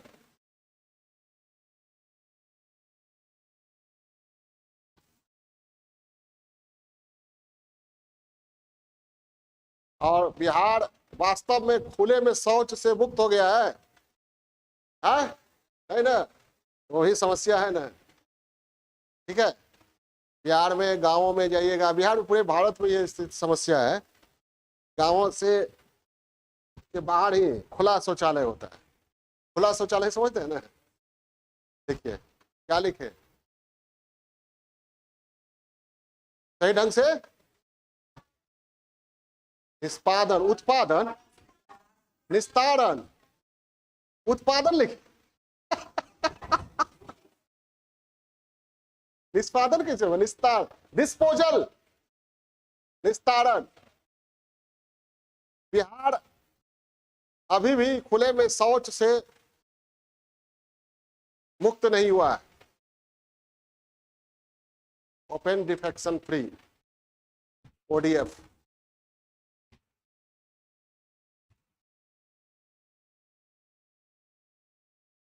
नहीं मानते हैं तो रेलवे के किनारे जाके देख लीजिए, सुबह और शाम रेल लाइन के किनारे देख लीजिए, खुले में शौच से मुक्त नहीं हुआ। एक बार स्वामी राम तीर्थ या कोई साधु थे जो विदेश भ्रमण करके लौट रहे थे, उनके साथ अंग्रेज मित्र भी थे। तो सुबह सुबह अंग्रेज मित्र को उन्होंने भारत की खुशहाली, भारत में लोग योगा करते हैं, खुश रहते हैं, आबो हवा कितनी अच्छी है, इसके बारे में बहुत अच्छा बताया था। तो जैसे ही सुबह हुई, ट्रेन की खिड़कियां खोलकर उस अंग्रेज मित्र ने देखना शुरू किया, तो देखा कि चारों ओर लोग, मतलब ट्रेन के दो पटरी के दोनों किनारे लोटा लेके, बोतल लेके खड़े हैं। स्वामी जी से अंग्रेजों ने, दोस्त ने पूछा ये कौन सा आसन है? तो उन्होंने कहा कि ये सुबह सुबह का समय है और ये लोग खुले में आसन करने के लिए आए हुए हैं, ठीक है, इसलिए इन्हें देखा नहीं जाता है, खिड़की बंद करो, इन्हें देखा नहीं जाता। तो ये है खुले में शौच। ये हमारे बिहार की ही नहीं, पूरे भारत की समस्या है, और ऐसा लगता है कि पूरे विश्व में होगा, ठीक है। जहाँ भी गरीब आबादी होगी, बदहाल आबादी होगी, वहाँ लोग भोजन के लिए तड़पते हैं, शौच आदि के निस्तारण की व्यवस्था कहाँ से करेंगे? समझ में आ रही बात? इसलिए पहले सभ्यताएं कहाँ विकसित हुई थी? नदियों के किनारे। क्लियर है? चलिए, हाँ क्या लिखे? हाँ ठीक है, ये समस्या हो गई। अब हम लोग समाधान में क्या देंगे? खुले में शौच से मुक्त किया जाए, केवल कागजी स्तर पर नहीं, जमीनी स्तर पर, ठीक है। पंचायत वेब सीरीज देखे हैं? उससे उसका एक पार्ट इसी में है, खुले में शौच। वो जो वनराकस सिखा देता है, उसको क्या नाम है उसको? विनोद। अब विनोद बेताब है कि हम दिखाएंगे कि खुले में शौच से मुक्त नहीं हुआ। शानदार एक्टिंग किया है, सबसे अच्छा एक्टिंग उसी का है, वनराकस का। क्या नाम है उसका? है? देख रहा है विनोद, अंग्रेजी बोल बोल के कैसे घुमाया जाता है। पर्यावरणीय समस्या हो गई, अब नगरीय समस्या है। 10 पर बस कर देते हैं।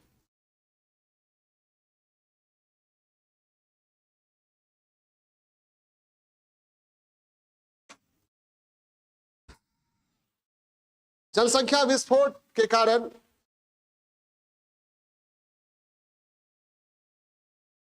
नगरों की जनसंख्या अधिक रहती ही है,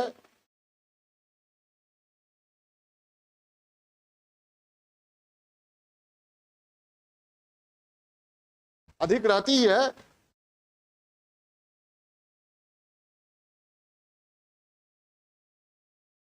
और ग्रामीण आबादी के शहरों की ओर पलायन से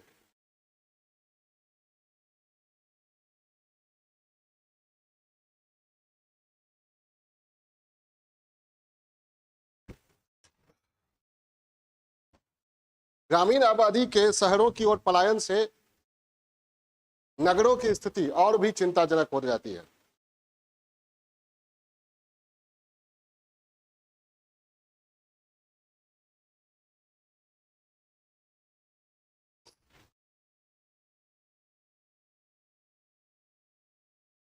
एक मिनट, कॉमन सेंस से बताइए, शहरों में क्या समस्या देखते हैं जनसंख्या अधिक होने के कारण?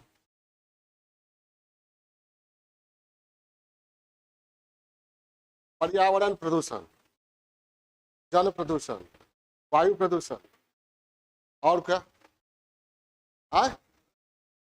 जल जमाव, जल निकासी की व्यवस्था का विफल होना। विफल हो जाता है, व्यवस्था तो रहती है लेकिन बारिश हुई कि शहर डूब गया। और गुड, ये आप लोग को दिख नहीं रहा, आते होंगे तो जाम होते देखता है। ट्रैफिक समस्या, परिवहन पर बोझ, ये समस्याएं किसकी है?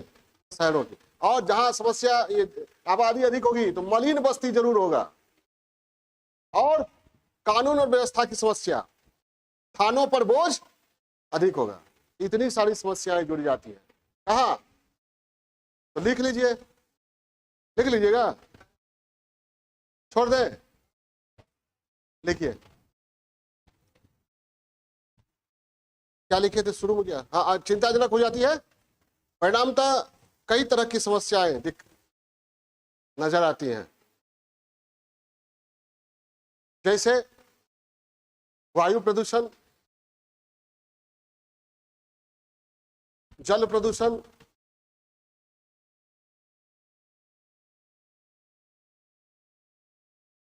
जल संकट,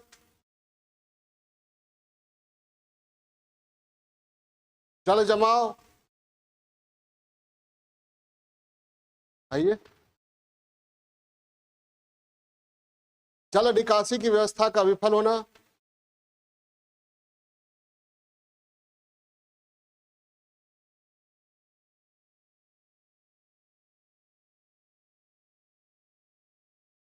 अच्छा अभी लाइव ले रहे हैं क्लास, बैठिए, ऑफिस में बैठिए। जल निकासी, ऑफिस में जल निकासी व्यवस्था का विफल होना, मलिन बस्तियों की बढ़ती संख्या,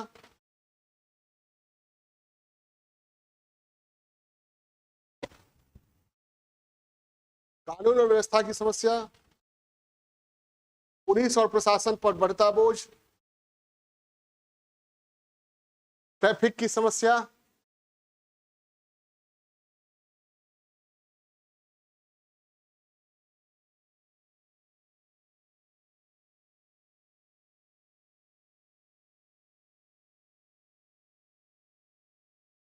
आदि।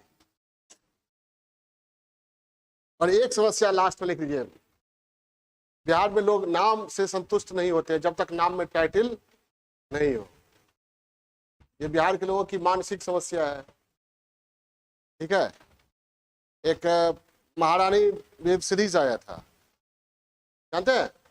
उसमें कहता है एक पात्र दूसरे पात्र से कि ये बिहार है भैया, यहाँ कुत्ते बिल्ली की भी जाति देखी जाती है।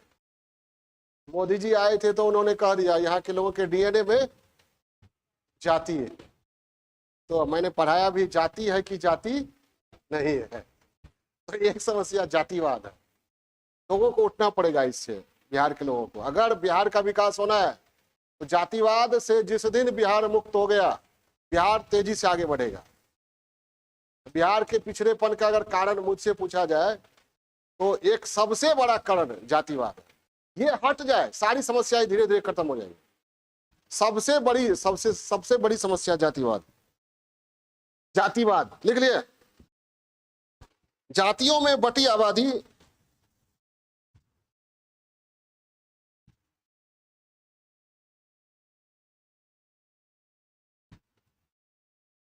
राजनीतिक छल प्रपंच का शिकार हो जाती है।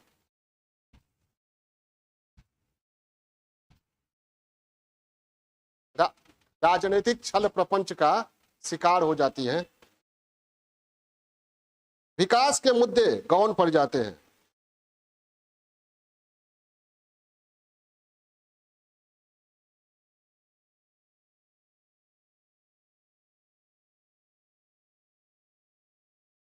और लोग, एक मिनट, लोग समस्याओं पर बात ही नहीं करते हैं, जातिवाद पर, जाति से संबंधित राजनीति पर, नेताओं पर बात करते हैं।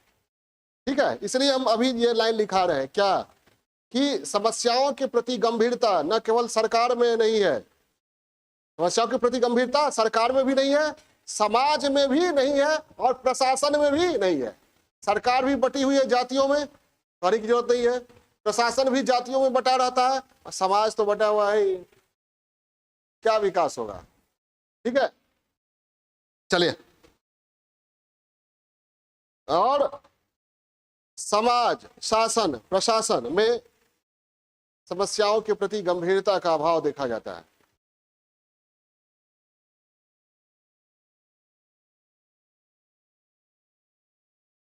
समाज, शासन, प्रशासन में समस्याओं के प्रति गंभीरता का अभाव देखा जाता है।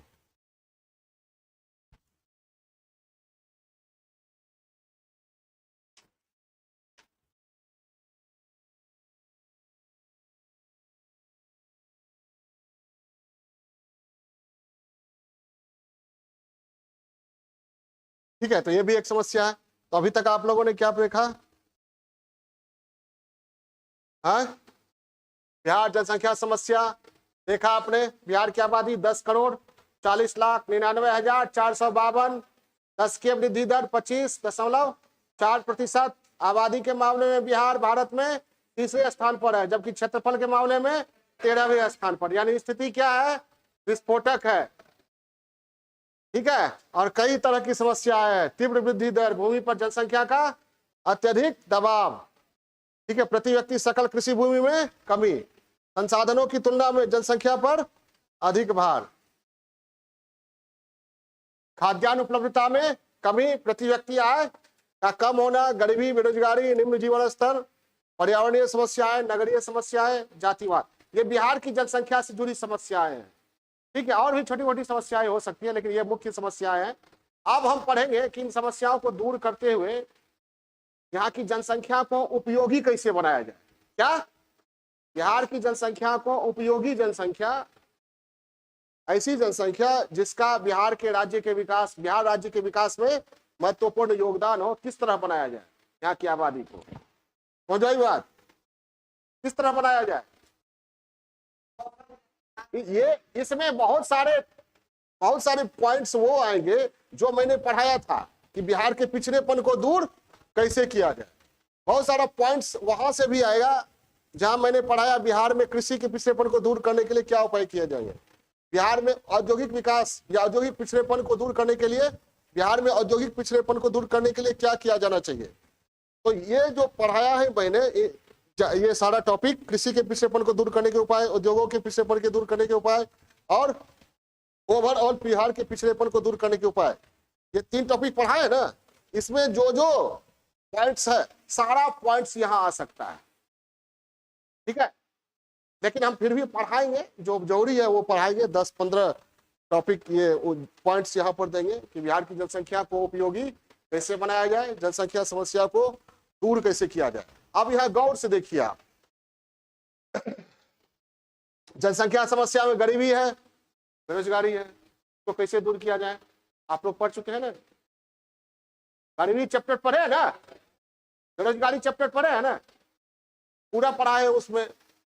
और ये कृषि का के पिछड़ेपन पढ़े है ना, औद्योगिक पिछड़ापन पढ़े है ना। तो पिछड़ापन से जुड़ी हुई जितनी समस्याएं हैं और जो भी मैंने पढ़ाया है, वो वहां से सारा पॉइंट्स उठाकर यहाँ पर आप दे सकते हैं। क्लियर है? फिर भी हम यहाँ पढ़ाएंगे, ब्रेक देते हैं।